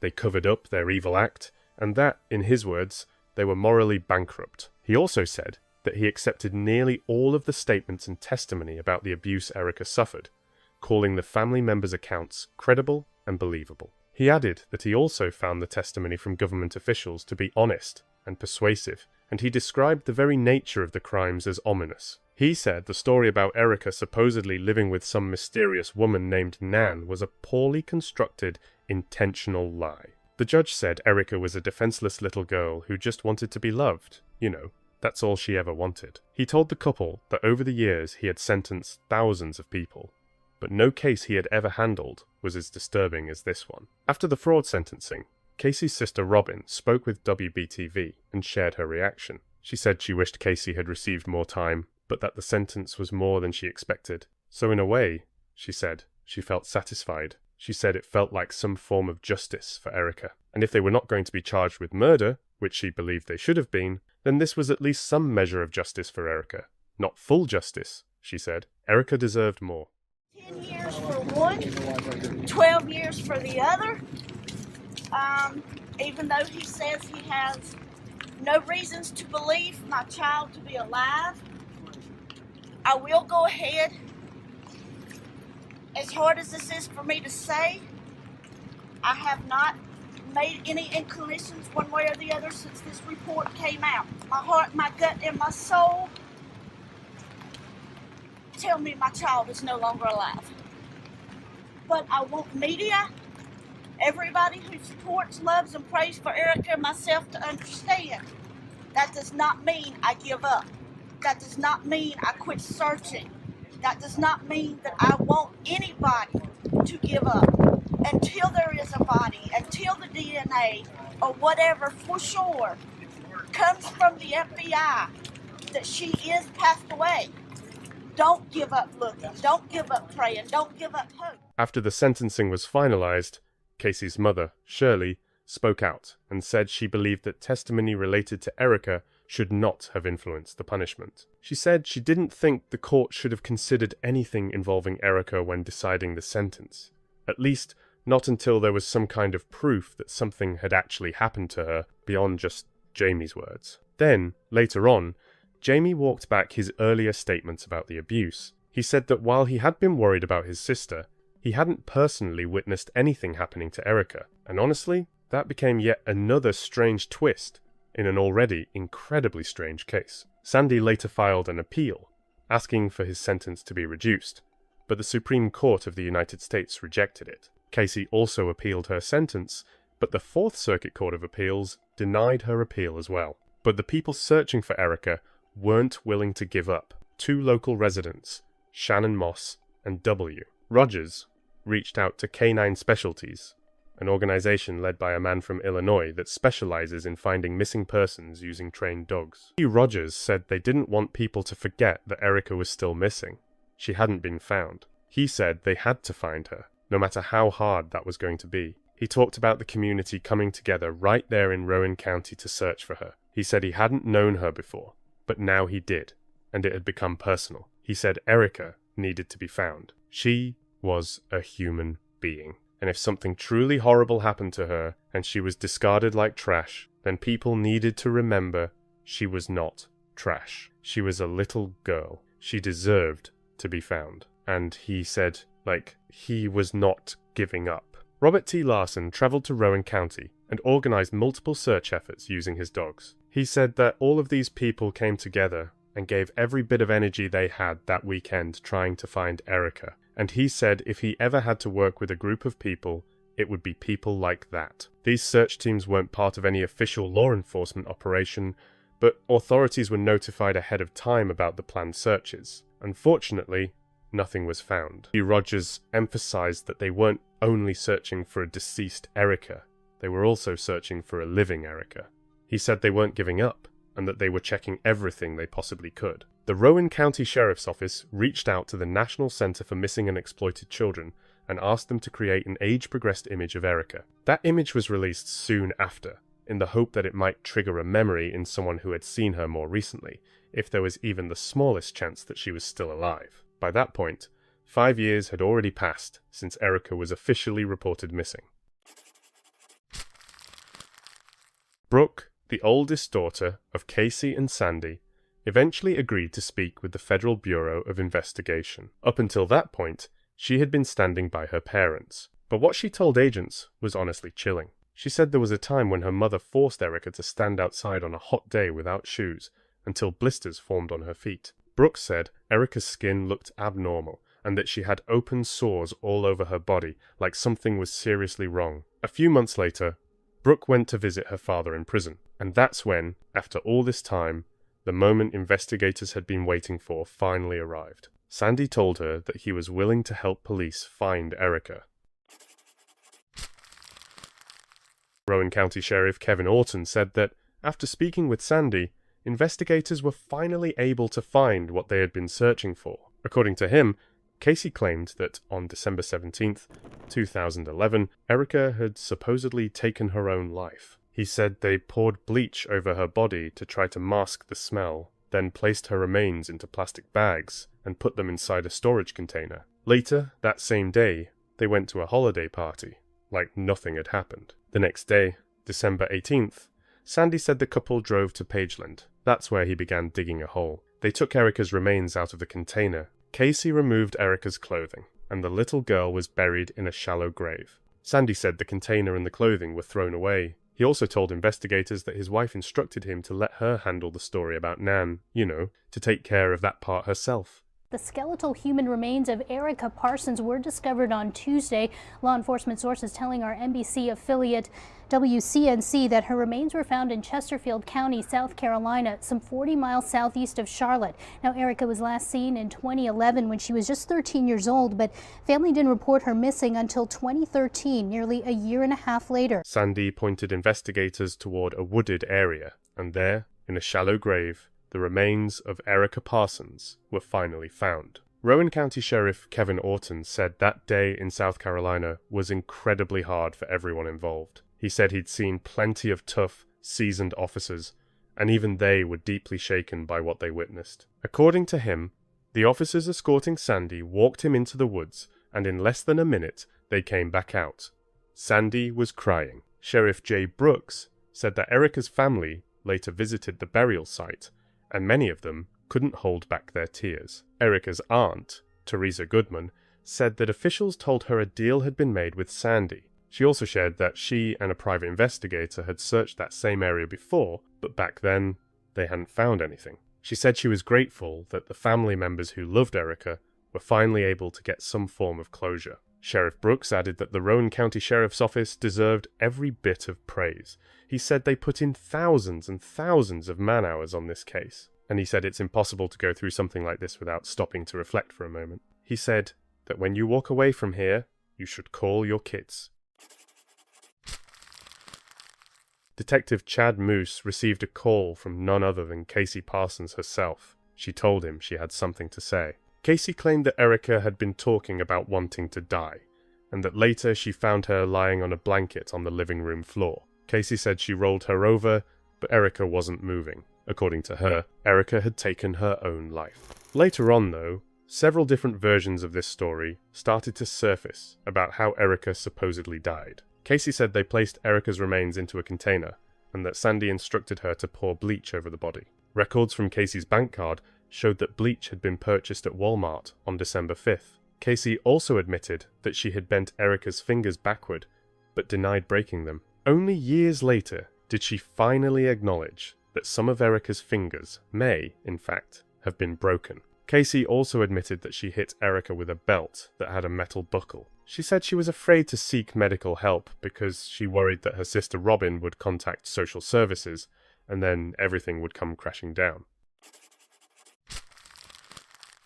At First Baptist Church, family members, complete strangers, and law enforcement officers came together to say goodbye to Erica. The day before the funeral would have been her birthday, and this all happened almost a year after her remains were finally found and identified. Around that same time, the autopsy results were made public. Sheriff Orton had previously said that any charges would wait until those results came in, and when they did, they painted a dark and devastating picture. According to the autopsy, Erica died as a result of intentional violence that led to her death, though the exact mechanism could not be determined. Investigators found fractures in different stages of healing, including her upper right arm, the bone connecting her arm to her collarbone, a finger, her jaw, her nose, her left shin bone, and 7 ribs, some of which had been broken more than once. There were also signs of spinal injuries, severe emaciation, dehydration, and malnutrition. It was believed she suffered from low bone density and delayed growth. One tooth was missing, and there were indications that some of her teeth had been broken. Officials also did not rule out that she may have been suffering from kidney failure, untreated sepsis or infection, or even poisoning. And hearing all of that, you just kind of have to stop for a second, you know. Because what happened to Erica wasn't just neglect. It was prolonged suffering, and it left damage that no child should ever endure. In the report, the medical examiner wrote that, given the history of physical abuse and the injuries found during the autopsy, they could not rule out a fatal blunt force injury, asphyxiation, or strangulation. And, that statement alone really says it made it painfully clear that Erica's death was not just unexplained, and it definitely wasn't. It pointed straight to violence, to suffering, and to a child who never got the protection she desperately needed. It was also determined that Erica's body had been. Carolyn later said that while she was grateful Erica had finally been found after Sandy led authorities to the burial site, that didn't mean he was innocent, and it didn't mean he was free of responsibility. She said he stood behind Casey the entire time and supported every single lie that came out of her mouth. We've learned her adoptive parents, Sandy and Casey Parsons, will be charged with first-degree murder. The Parsons have always denied they had anything to do with the disappearance of the little girl. Sheriff Kevin Otten, who announced the indictments here today, said there were times during the investigation he thought this day would never come. But he did, because he said investigators never gave up. We just did not want to leave a little girl out there. We wanted to bring her home. Now the Parsons will be brought back to Salisbury to face charges in her death. There are people that think the Parsons should have already been hung on the square, and they'll have their day in court, and we'll let the jury decide their fate. According to the indictment, Sandy and Casey Parsons were charged with first-degree murder, felony child abuse, inflicting serious bodily injury, felony concealment of death, and obstruction of justice. The indictment stated that Casey and Sandy knowingly and intentionally dismembered and destroyed the human remains of Erica Lynn Parsons in any manner, including removing body parts and otherwise destroying her remains. As Rowan County Sheriff Kevin Orton explained, this case weighed heavily on everyone involved. He said it pressured all of them. He mentioned he had been in law enforcement for 30 years, and some of his investigators had been working even longer, and he said they all felt that if they didn't find Erica and eventually bring charges, it would feel like a complete failure of their entire careers. He said this case sat on them like a heavy burden, and that they were truly proud of where things stood now. He added that it was an incredibly difficult case. There were moments when they hoped to find Erica alive, then there were times when they hoped, at the very least, to find her remains. And now, he said, they were ready to move forward and take the case to trial. He said this had been a very long road, and they wanted to make sure every detail was handled correctly, every box checked, and nothing left undone. He also said he was relieved that the charges were filed just one day before what would have been Erica's 20th birthday. All right, well, in other news this afternoon, the adoptive parents of a North Carolina teen found dead years after being reported missing. Well, they will have separate trials. Sandy and Casey Parsons face multiple charges, including first-degree murder. Their 13-year-old daughter, Erica, was last seen in 2011, but she was not reported missing for another 2 years. Sandy Parsons led authorities to that girl's body in South Carolina in 2016. Casey Parsons is set to stand trial in April of 2020. A trial date for his wife has not yet been set. Today should have been Erica Lynn Parsons' 21st birthday. Instead, her biological family gathered at her gravesite in China Grove. Erica Parsons, allegedly murdered by her adopted parents back in 2011. Now they both sit in jail waiting for their trials. A lot has happened in the past year in this case, and the family says that makes today a little different than years past. Happy birthday to you. It's a milestone for almost everyone, your 21st birthday. But for little Erica Parsons, she'll never get to experience that. I should be getting off work, going home, getting dressed, taking my sister out for her very first drink. Sunday afternoon, family and friends gathered here to place flowers and gifts. I cried all the way up here. For Erica's biological mother, Carolyn, she says this birthday's a little different considering what we've seen happen in the past year.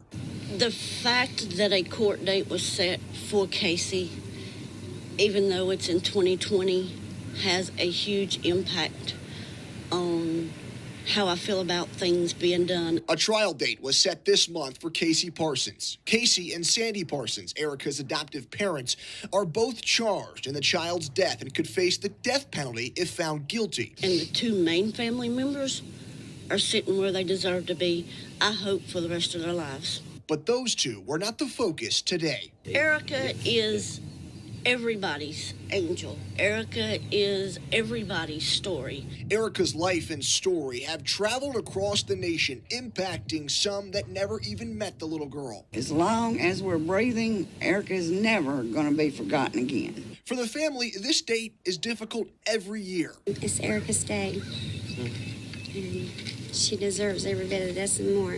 And as they wait for justice, they tell me they feel Erica's presence often, not just here at her grave. But she's not here. You can spend time with her wherever you are, wherever you're going. At first, Carolyn said she wanted the defendants to receive the death penalty, but later on, she changed her stance. She said she wanted them to spend every single day of the rest of their lives in prison. She added that she truly believed they were evil, and she called them monsters. Are you in fact guilty? Yes. Casey Parsons, the adopted mother of Erica Parsons, admitted to killing the little girl. She'll now spend the rest of her life behind bars. Casey Parsons pleaded guilty to charges of first-degree murder and felony child abuse. Yeah, so much emotion inside of that courtroom today as Casey Parsons admitted that she is guilty of abusing and then murdering her adopted daughter, Erica Parsons. Now, of course, this admission is shocking since Erica Parsons was reported missing in 2012. Casey and her husband, Sandy, have denied having anything to do with that disappearance. At this point, it appears that Sandy Parsons will still have to stand trial for the charges against him. We're going to get much more information from the district attorney inside right now, and we'll bring you the latest later. Back to you. Casey Parsons ultimately pleaded guilty to charges of child abuse and murder. As a result, she was sentenced to life in prison without the possibility of parole. And, you know, when it came down to it, that sentence made one thing clear. She would never walk free again.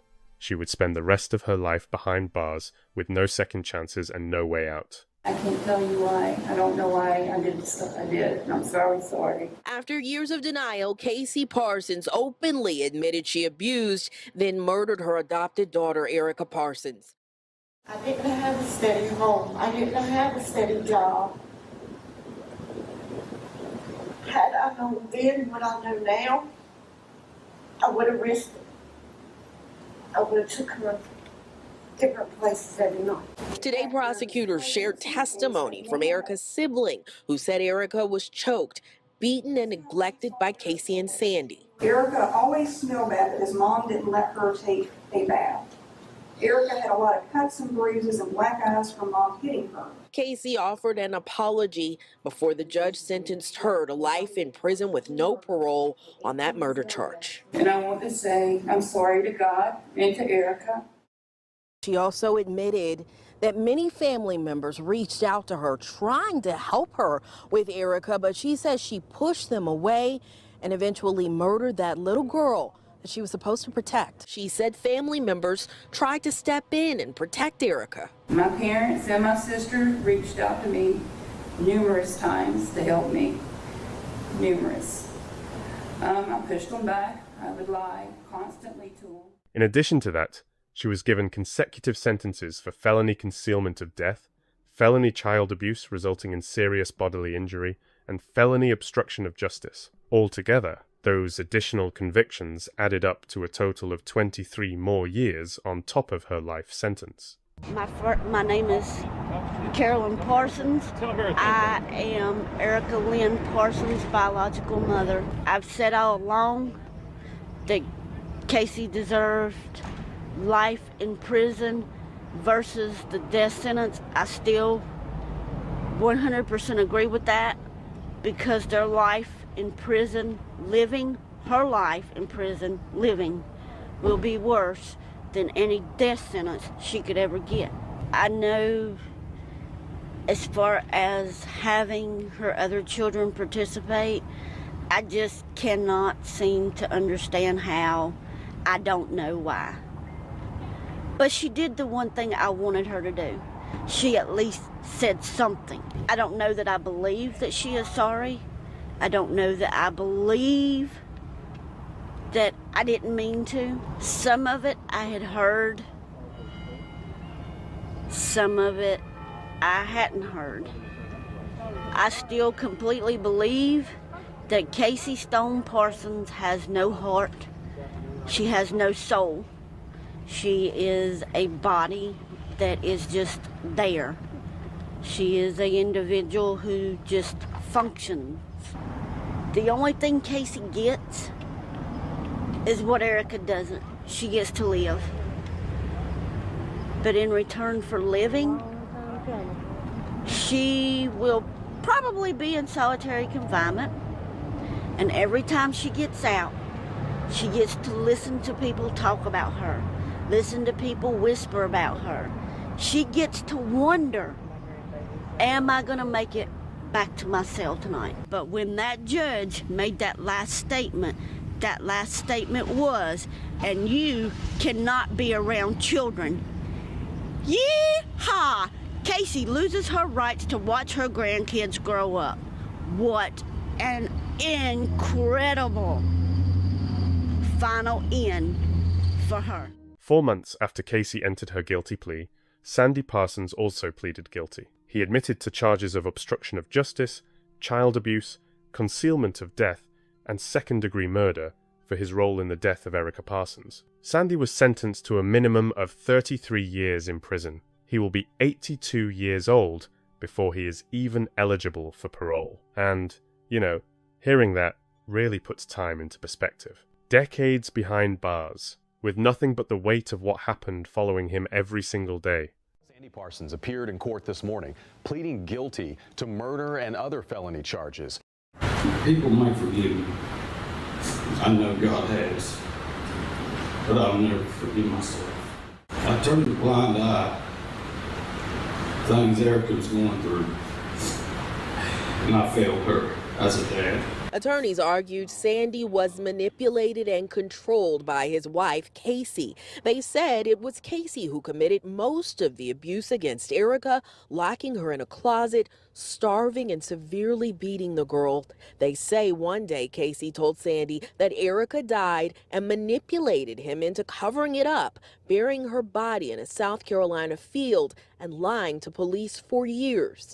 Sandy Parsons' role, as I stated, was substantially less than that of Casey Parsons. There is literally no evidence that Sandy Parsons personally intended to kill or seriously injure Erica They Parsons. asked the judge for leniency in sentencing. Rather than the near 80 years he could have received, the judge sentenced him to a maximum of 43 years. Erica's biological mother was in court today as well, getting to tell Sandy what she thought of him. I stand by what I have said from day one, which is I used to love you, now I hate you. And he got to hear that too. Sandy's attorney read letters written by the two youngest children. In those letters, they talked about how much they loved and missed their father, and they said he had never abused them. Psychologist Claudia Coleman evaluated Sandy twice, and also testified during the hearings. She said he was passive, had difficulty making decisions on his own, and that Casey was clearly the dominant force in the relationship. According to her, Casey threatened to take the children away from him if he didn't do what she demanded. Dr. Coleman said she believes Sandy did not want Erica to die, and that he showed genuine remorse. She testified that Sandy told her he didn't realize just how severe the abuse against Erica really was. But the district attorney strongly disagreed. The prosecutor said Sandy saw the extent of the violence and even took part in it. He emphasized that Sandy was an adult in that household, that he was neither a victim nor a hero, and that he deserved the harshest possible punishment. Carolyn said, Sandy's sentence felt like a slap on the wrist. She said he had the ability to make his own choices and failed to do so. She also pointed out that members of Sandy and Casey's families could have said something when they saw signs of abuse, but they didn't. The judge placed Sandy in the same category as his wife. He said that while he viewed Casey as the mastermind behind the plan, Sandy went along with it, participated in the crimes, and had what he described as a warped way of thinking. While in prison, Sandy picked up 2 disciplinary violations.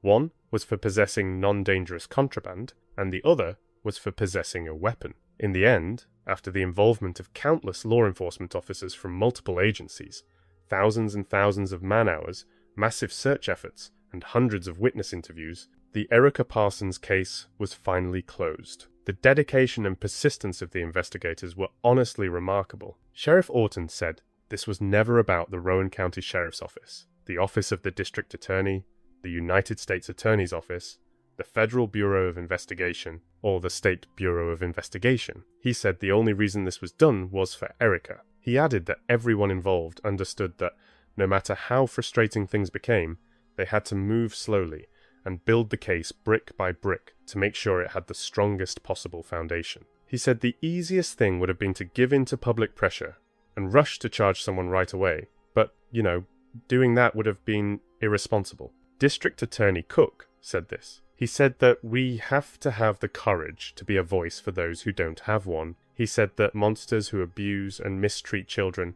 are among the very worst in our society. That there are very few things more cruel than gaining a child's love and trust, only to make that child feel unwanted, unloved, and unsafe. And realizing how much Erica suffered in such a short life, never even knowing the warmth of having her own bed, and knowing that all of this was done by the very people who were supposed to protect her and care for her, he said, that's almost too painful to even think about. He added that maybe the only positive thing to come out of this story is that the monsters responsible for this crime are exactly where they belong. Carolyn also spoke. She said she gave Erica up because she believed she would have a better life. She said she didn't have a stable home.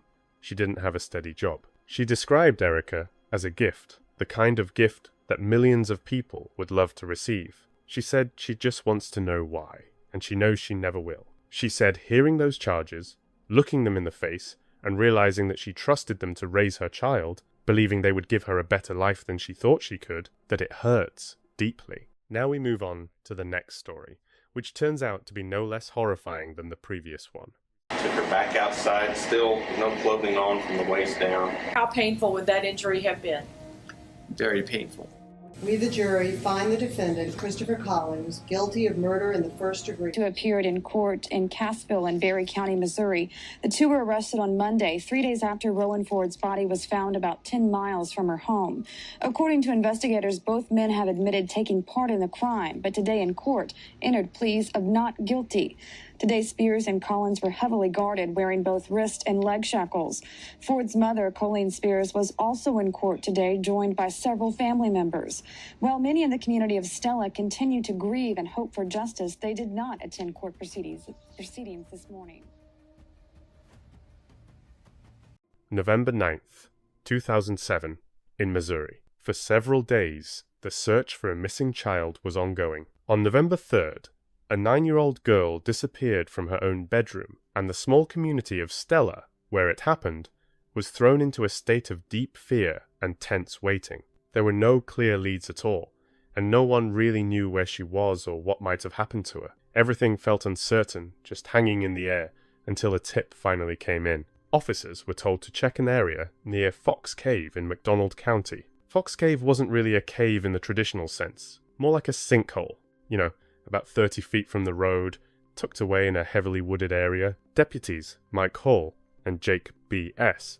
went there to carry out a search. About 20 feet underground, on a rocky ledge, they discovered signs of an incredibly tragic event, one that confirmed the community's worst fears. Stella, Missouri, had a population of fewer than 200 people. One of the children who called this place home was Rowan Ford. 9-year-old Rowan was born on April 11th, 1998. She was in 4th grade and was known as a hard-working, cheerful kid. Rowan loved reading and drawing, and she enjoyed being outside, riding her bike, and just being in the fresh air. Church meant a lot to her. She would often get up early to help the pastor prepare, and when he arrived, she usually sat on the steps, smiling so genuinely. Rowan attended Sunday school and took part in the Angel Food Ministries program. She absolutely loved Barbie, and her pink bedroom fully reflected that love. Like everything about it, said Barbie. Still, Rowan's everyday life wasn't always easy.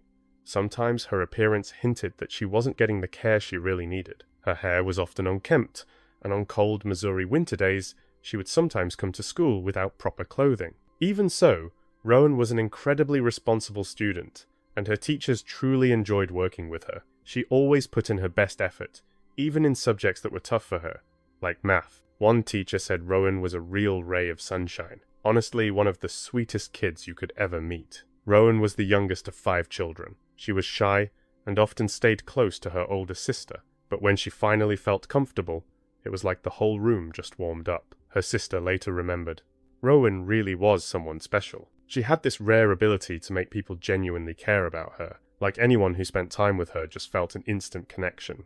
A kind of warmth that stayed with you. She lived with her mother, Colleen, who was 44 years old, and her stepfather, David Spears, who was 25. David wasn't just her stepfather, though. He was also her biological father. Back in 2005, a court ordered him to pay child support in the amount of $29. Still, it was never really clear how involved he actually was in Rowan's life. Like how present he truly was day to day. Colleen worked at Walmart, and every time she came home from a shift, Rowan would rush outside, running into the yard just so she could be the first one to greet her mum. She always wanted to hear how her day went, almost like that little moment mattered more to her than anything else. But Rowan wasn't there. Colleen went inside the house, thinking maybe Rowan was in her bedroom, probably lost in a book like she so often was. But she wasn't there either.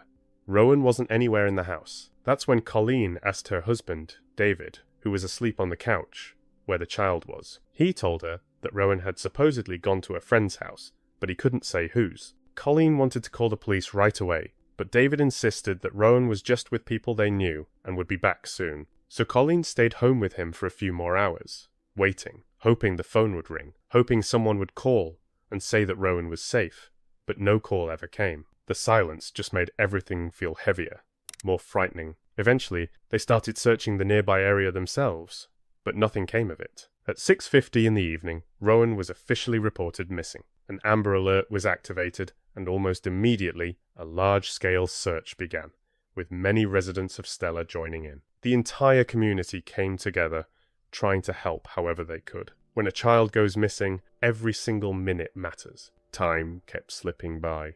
To understand what had happened to Rowan, investigators needed to reconstruct the events of that night. They had to figure out where she was, who she was with, and most importantly, who saw her last. Her mother was working the night shift at Walmart, so Rowan had been left in the care of her stepfather, David. David told investigators that on the evening of November 2nd, he supposedly left the house to hang out with friends, Christopher and Nathan. According to him, Rowan stayed home because she had already fallen asleep on the floor in her bedroom. He claimed he returned around midnight, but didn't check on her. Later, his story began to change. He eventually told investigators that he actually left the house again at around 1:30 in the morning. He called his mother and asked to borrow her SUV. She said she was watching television at the time, waiting for him to come back. She also did not check on Rowan's whereabouts. For investigators, the story was starting to raise more and more unanswered questions. David did not openly cooperate with the investigation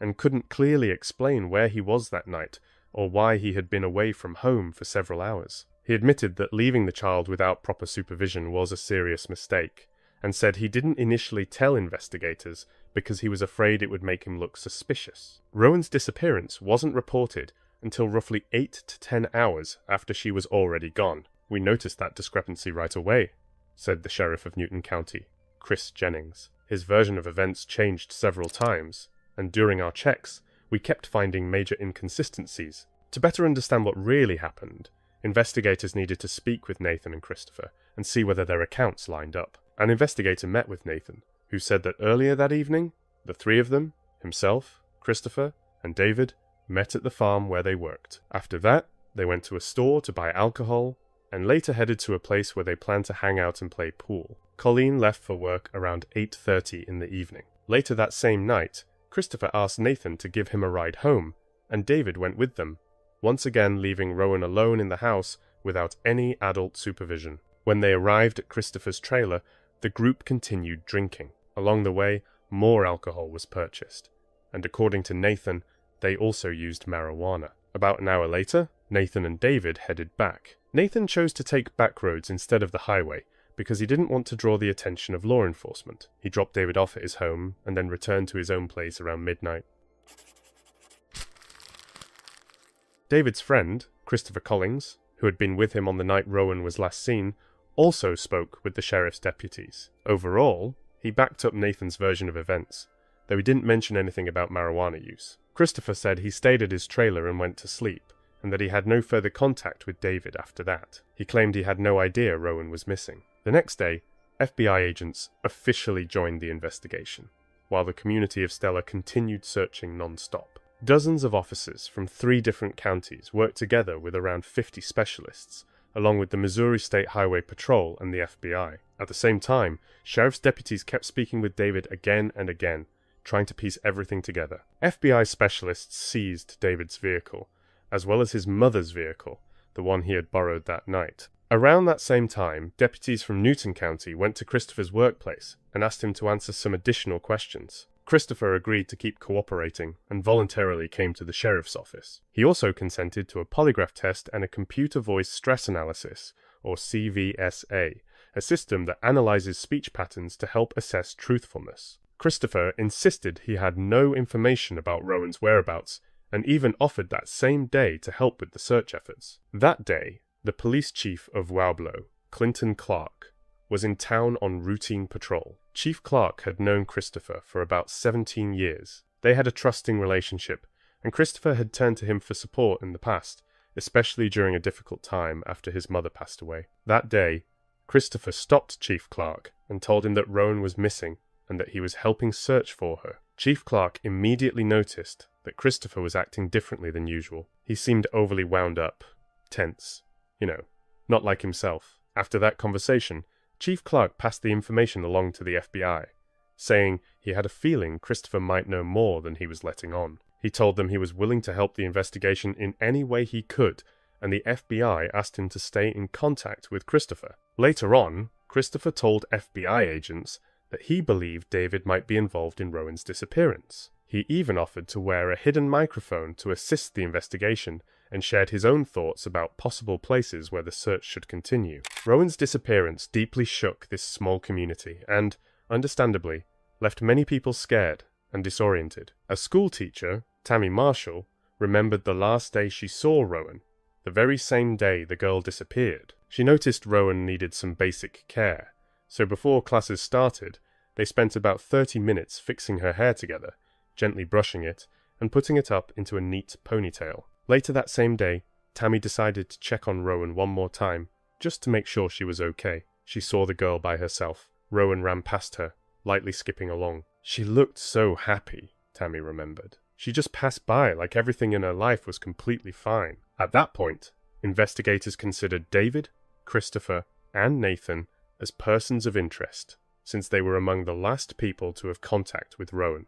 Investigators described Christopher as cooperative, visibly concerned, and appropriately behaved. Later that evening, he went to see Colleen to ask how the search was going and to offer whatever help he could. David and Christopher were longtime friends. Earlier that year, Christopher had even lived with the family for several months, staying in the basement of their home. He helped Rowan with her homework, and she called him Uncle Chris. Christopher also had children of his own, 3 kids under the age of 10, who lived with their mother in Arkansas. In October of 2007, Christopher moved to the family farm and began living there in a trailer. 3 days after Rowan was officially reported missing, the investigation's main focus shifted to David Spears. He was questioned repeatedly, and his home had already been thoroughly searched as part of the investigation. That same evening, Christopher went to Chief Clark's office to say that he had been speaking with the FBI and had given agents possible locations to search next. Right away, Chief Clark could sense something was off. Christopher seemed tense on the inside, and his behavior stood out. He looked clearly anxious and avoided eye contact, which was very unlike him. Chief Clark contacted the FBI and shared his observations. Agents believed that if Christopher had any important information and was willing to share it, he would most likely do so in a conversation with Chief Clark. So they asked him to help move things forward, and Chief Clark agreed. On November 7th, Christopher came to the Newton County Sheriff's Department to meet with FBI agents. He agreed to provide a DNA sample and also allowed a search of his residence, as well as a safe that was kept in David's home. During the interview, Christopher told agents that the alibi David had given for the night Rowan disappeared did not line up with the truth. As the interview went on, Christopher grew more and more tense and reacted emotionally to any questions related to the missing child. Eventually, he told the agents that he would stop cooperating if they continued to treat him as a possible participant in whatever happened to Rowan. After that, the interview was brought to an end. Later that same evening, Christopher reached out to Chief Clark again. He was clearly upset about the FBI interview and said he planned to completely shut down and stop talking to anyone about the situation. He also mentioned that he might need to seek legal counsel. Chief Clark explained that he absolutely had the right to an attorney, but he also stressed that if the goal was to find Rowan as quickly as possible, cutting off cooperation with investigators could only make things worse. Christopher said, "If there's anything else I need to say, I'll say it to you." Chief Clark understood how critically important it was to follow every procedural rule, so he made sure to clearly remind Christopher of his Miranda rights. After that, Christopher signed a form confirming that he understood those rights and agreed to continue the conversation without an attorney present. Chief Clark explained that he had a strong feeling Christopher was holding back something important, and he asked him directly whether he knew anything about what had happened to Rowan. At that moment, Christopher completely broke down. He started crying and said he would never hurt her, that he truly loved her, from the heart. At that moment, a third person stepped in, and the conversation was cut short. Christopher abruptly stood up and walked away. Chief Clark once again informed the FBI about what had happened, and shared his belief that Christopher was emotionally on edge and would likely seek legal counsel very soon. The following day, Chief Clark spoke in more detail with the FBI about the situation surrounding Christopher Collins, his personal life, and their long-standing relationship. He said he was convinced Christopher knew something important, but for the investigation to move forward, it was probably necessary to first locate Rowan. The FBI agents explained that once Rowan was found, Chief Clark would need to be the one to have the critical conversation with Christopher. And then, the very next day, the case took a major turn, one that confirmed the worst fears of both investigators and the community. Earlier, David and Christopher had worked for the Newton County coroner, Mark Bridges, at his automotive business that serviced official vehicles. Christopher worked as a mechanic, while David had basic repair skills and handled sales. Mark remembered David as someone who could do just about anything that needed to be done. On the day Rowan was officially reported missing, Mark was on call. That was when David contacted him for the first time. I think he figured I'd worked in law enforcement at some point and that I could help, Mark later recalled. David kept saying things like, maybe she's at a friend's house. Mark said that on November 8th, he spent the entire day with David, trying to figure out where Rowan might be. With the FBI's approval, Mark was fitted with a hidden microphone, and their movements were quietly coordinated from the air. He drove David through different areas, carefully trying to get a sense of where the child might have gone. At one point, Mark suggested a hypothetical situation, asking David to imagine that Christopher might be involved in Rowan's disappearance. I said, I'd be suspicious of Chris, and if you were in his place, what would you do next? David went silent for a few seconds. Then he said, let's go. Let's check out a few places. They set off to look around, and the first place David took him to was a sunken area in the ground. What is this place? Mark asked. What I saw raised immediate red flags for me, Mark recalled. At that point, I wasn't sure what it meant yet, but David and I talked about it right there. I really wanted to check that cave, and on some subconscious level, I think David did too. He didn't bring me there by accident. After that, the FBI contacted the McDonald County Sheriff's Office. At around 8 o'clock in the morning, Deputies Mike Hall and Jake B.S. headed out to the site to carry out a search. About 20 feet underground, on a narrow ledge, they made the heartbreaking discovery. It was the child everyone had been searching for days. The moment confirmed what people had been afraid to say out loud, and, honestly, it just stopped everything cold. I wasn't there at the exact moment the discovery was made, but based on all the circumstances, it was clear to us that this was a criminal act, said Newton County Sheriff Chris Jennings. When the medical examiner's report came back, it confirmed that Rowan had been subjected to a severe violation of her personal safety and that the cause of her death was a lack of air. Specialists also noted signs that she had been kept in harsh conditions for an extended period, along with minor injuries that occurred before her death. Separately, it was stated that injuries to her face were likely the result of falling into the sinkhole. When Chief Clark heard the news on November 9th that Rowan had been found, he was also told by his office that Christopher was nearby and trying to reach him. Chief Clark immediately notified the FBI, and they advised him to locate Christopher as quickly as possible and officially inform him that Rowan had been found. At first, though, they couldn't reach him. Not long after that, the phone rang. It was Christopher. He asked if he was being watched, specifically whether a grey minivan he thought he'd noticed belonged to the police. Chief Clark told him he had no knowledge of any surveillance. Christopher explained that he felt scared and extremely on edge, and had been driving around the area without any real destination. Chief Clark suggested he come to the station, but Christopher asked to meet in person first. During that meeting, Christopher agreed to ride with Chief Clark in a patrol car to the police department. Well, Chief Clark said, it's over. Rowan was found this morning. At those words, Christopher's eyes filled with tears, and he lowered his head. At first, Chief Clark believed that David might have played the central role in what happened, and that Christopher knew about it. He pressed him, asking him to tell the truth. Christopher looked at him in surprise. Because there were a lot of people at the station, he didn't want to talk in front of anyone else. So they decided to drive to Muni Bridge, a few miles outside of Wooblow. Chief Clark informed his colleagues ahead of time about the route. When they arrived at the bridge, Christopher extended his hands, as if expecting to be restrained. He was told there was no need for that. For what I'm about to say, it is, he replied. They sat down on the slope near the bridge, and Christopher began telling the same version of events he had repeated over the past week, up until the moment when Nathan and David left his trailer. He confirmed that back roads were used to avoid possible trouble with law enforcement because of the driver's condition. He said he realized that if he acted quickly, he could get back to Rowan and take her away before Nathan and David got onto the highway, since that was the shortest and fastest route. Before long, he was back at the house. He went inside, stepped into the bathroom, then into Rowan's bedroom. There, he carefully lifted her off the floor and carried her outside while she was still asleep, then placed her in his truck. According to him, Rowan was still sleeping when they reached the trailer. He carried her inside and tried not to speak so she wouldn't hear or recognize his voice. After the serious violation of her personal safety, he claimed he intended to take Rowan back home, holding her by the hands and guiding her in a way that she wouldn't see his face. But at some point, she turned around and recognized him. She realized it was the same person who had helped her with homework and whom she knew as Uncle Chris. He said he panicked and froze. Near the house, there was a rope-like item in the truck, which he used, leading to the tragic end of Rowan Ford's life.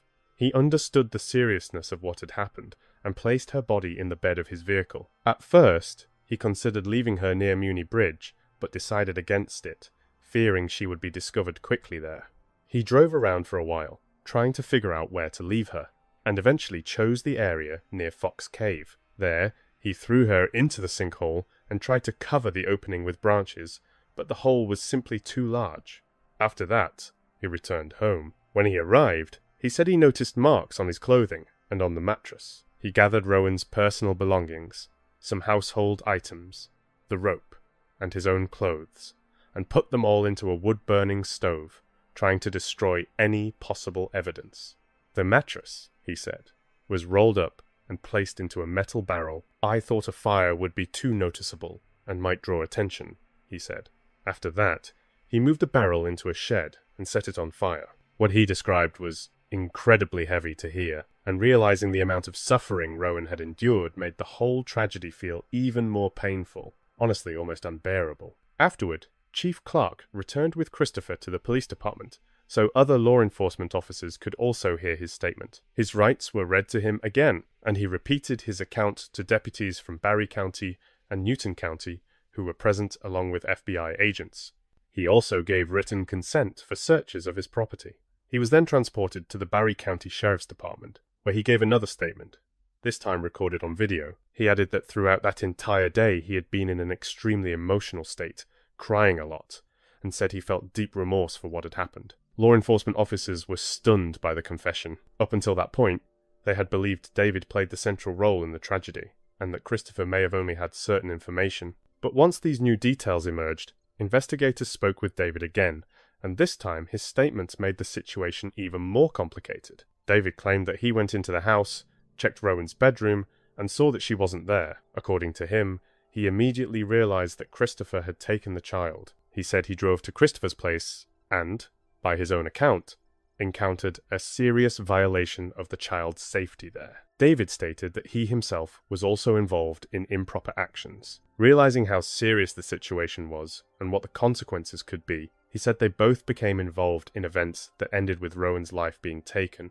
after which her body was left in a sunken area. At first, David had said he was simply driving around the area. Now, investigators understood that, according to his version, the body had been moved from the original location. During questioning, David also claimed that the rope-like item was given to him by Christopher, and that Christopher was the one who actually ended Rowan's life.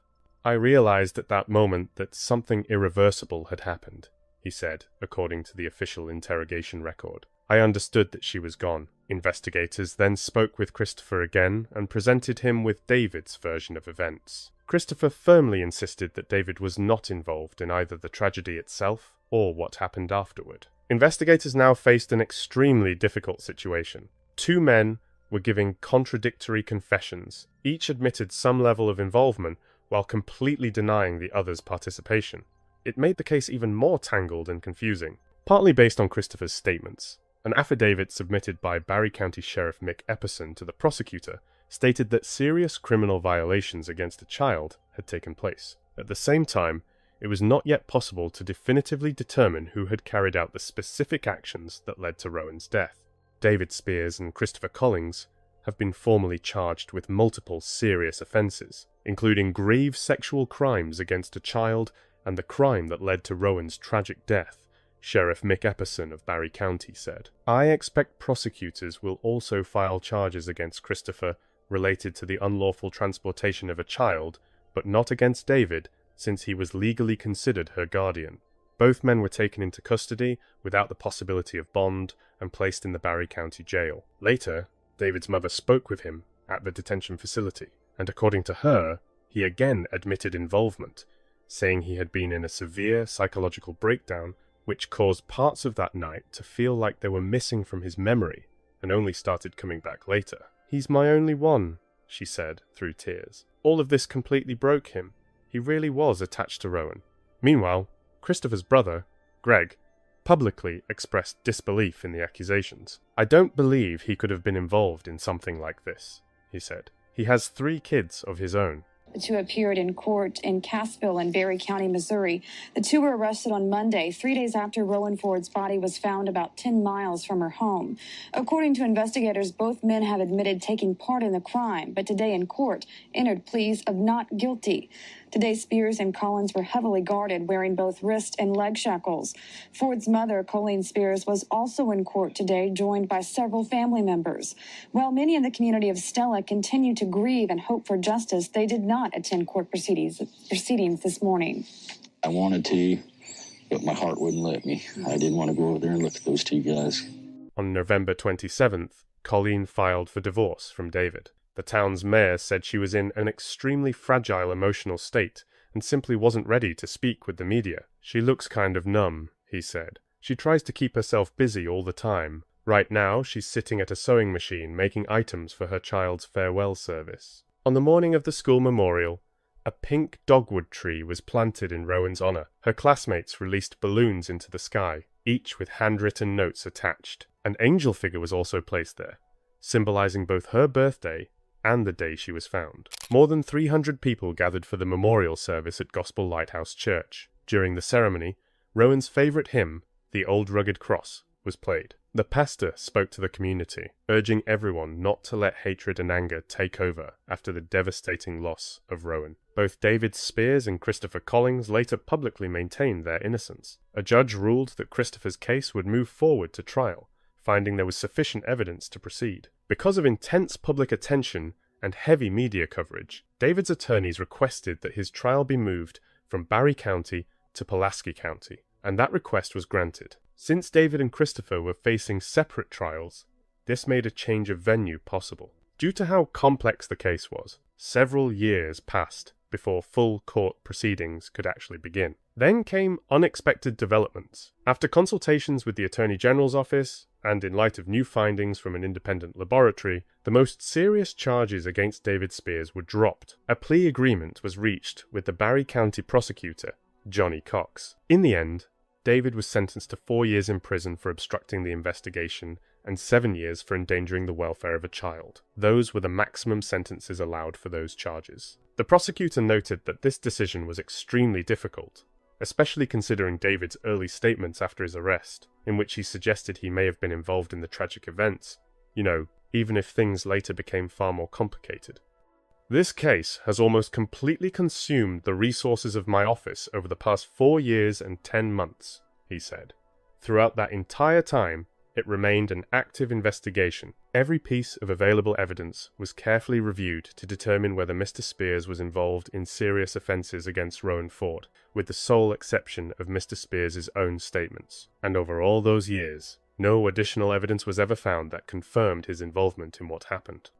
The test results and forensic findings didn't point to David being involved, and the data simply didn't line up with his initial statements. Among the materials reviewed was the evidence kit collected during the autopsy. It was analysed by the State Police Laboratory, then by the FBI lab, and later by an independent laboratory. According to Cox, it was the independent lab's findings that matched Christopher's version of how events unfolded that night. Cox also pointed out major inconsistencies in David's claims, that he was the one who caused Rowan's death.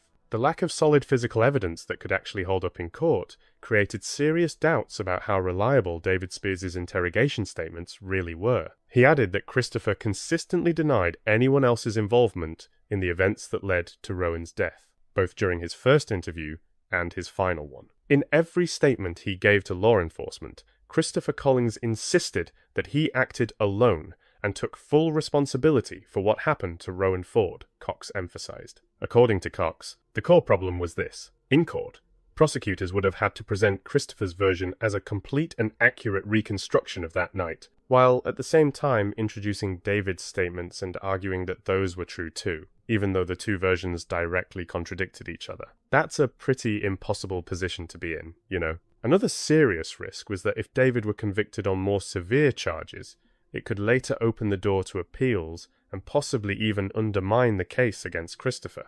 Cox stressed that none of those outcomes were acceptable for the state. An event of this magnitude should outrage everyone, he said. "I was shocked when I first learned about it, but as a prosecutor, I'm obligated to act strictly within the law, guided by facts, fairness, and professional integrity." Sheriff Robert M. Evanson said he believed Cox's decision was justified. "There was no physical evidence that would have allowed us to prove David Spears' guilt in court," he said. So as difficult as this decision was, the prosecutor did what he had to do. Evanson also added that Christopher consistently maintained he acted alone, and that all available evidence pointed to Collins as the primary individual responsible. By contrast, Spears' confessions, while similar in some ways, contained numerous inconsistencies when compared to the physical evidence, which instead pointed toward Christopher. "But it still leaves a lot of unanswered questions," Evanson said. "Why would someone voluntarily confess to involvement in something this horrific? That's what the public keeps asking, and to this day, there's no truly convincing explanation." "I support the prosecutor's decision. I had serious doubts about whether David was even guilty at all. I understood how incredibly complex this case was, and that there was a very real risk he would be acquitted." Later on, Christopher Collins filed a motion to suppress evidence, attempting to block all of his statements made during the investigation, along with materials seized from his property, his trailer, his truck, and his biological samples, from being used in court. The judge denied that motion. Christopher Collins' trial lasted about a week. During the proceedings, his defense attorneys argued that Christopher suffered from deep psychological issues and was unable to form healthy emotional connections due to severe parental neglect and traumatic experiences in foster care. He was the youngest of 6 children, all of whom had entered the foster system during childhood because of their parents' criminal behavior and substance abuse problems. As an adult, Christopher became a father himself, but his struggles with alcohol and drug addiction seriously complicated his life. During the trial, the defense also emphasized that Christopher supposedly did not intend for Rowan's life to end. His attorneys urged the jury to set aside the emotionally disturbing images from the scene and the autopsy, as well as the child's age, and instead focus strictly on the law and the factual circumstances of the case, which they argued showed no evidence of deliberate planning. Took her back outside, still no clothing on from the waist down. How painful would that injury have been? Very painful. One of the people who took the stand during the trial was Colleen, Rowan's mother. "What impact did it have on you when you learned about your daughter's tragic death?" the prosecutor asked. "It completely broke me and my other children," she said. Rowan's sister also testified, saying that when she heard what had happened, she literally lost all strength and collapsed onto the floor. She explained that the entire family was left in a state of deep emotional exhaustion and a long, crushing psychological decline. Eventually, this incredibly difficult and emotionally charged trial finally came to an end, and the jury returned its verdict.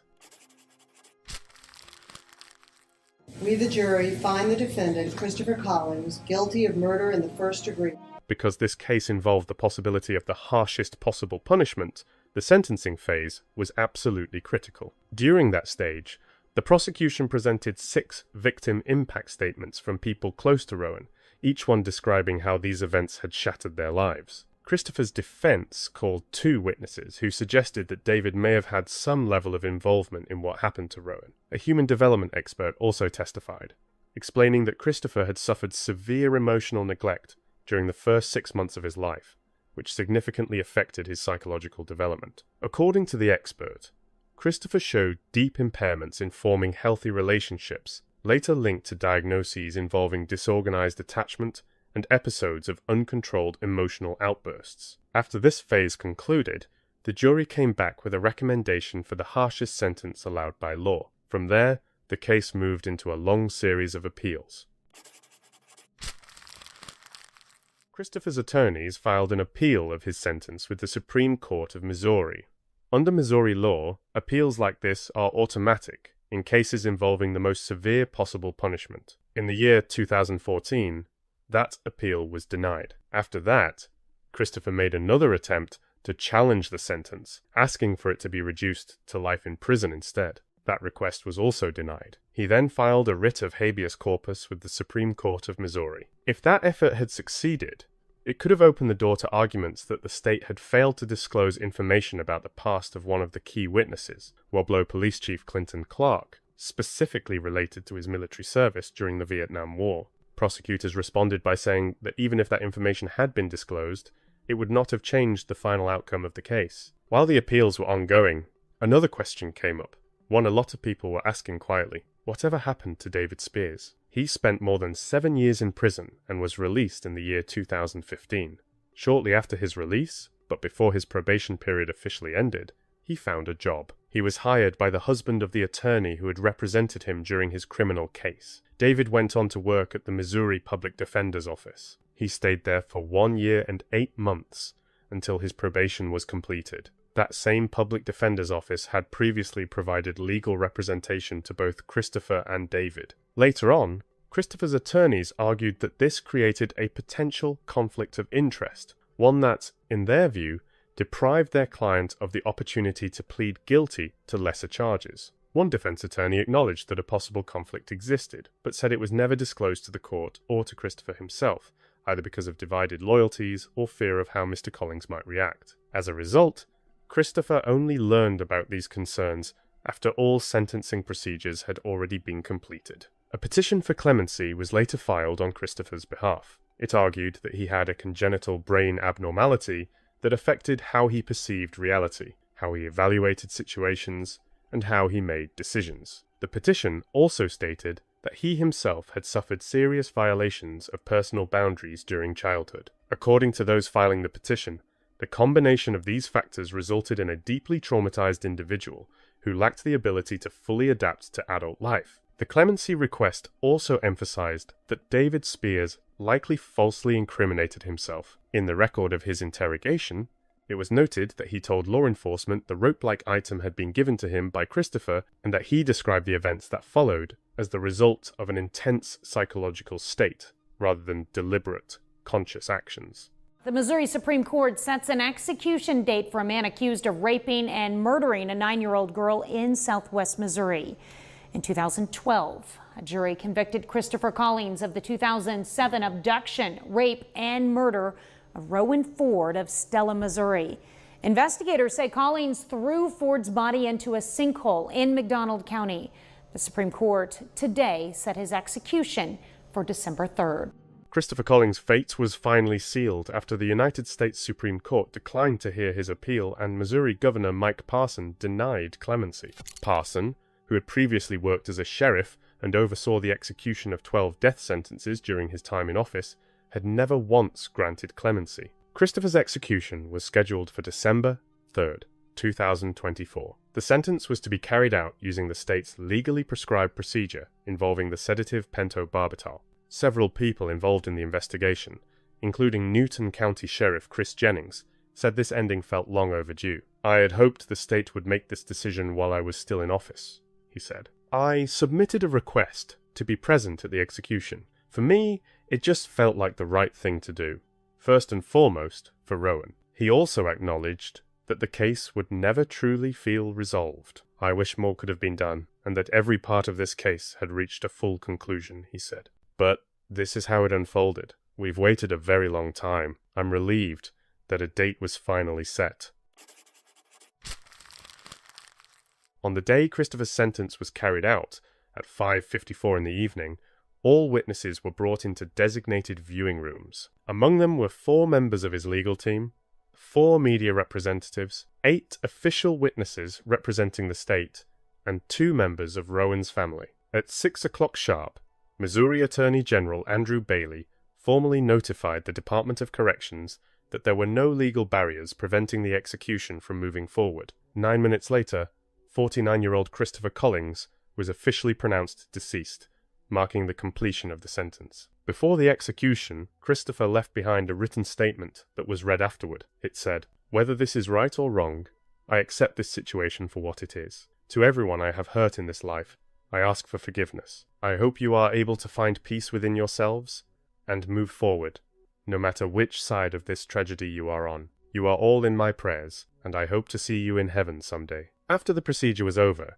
Sheriff Chris Jennings said that, in his view, the system ultimately failed to fully protect Rowan. Sadly, there were warning signs that, he began pausing. He explained that numerous calls had come in to hotlines about the child's situation, but law enforcement was never properly brought in. I want to believe that we would have stepped in and removed her from those dangerous conditions if we had been fully aware, he said. This case does bring some sense of closure, I guess. There is a form of justice here. It's not complete justice, but it's what we have left to accept.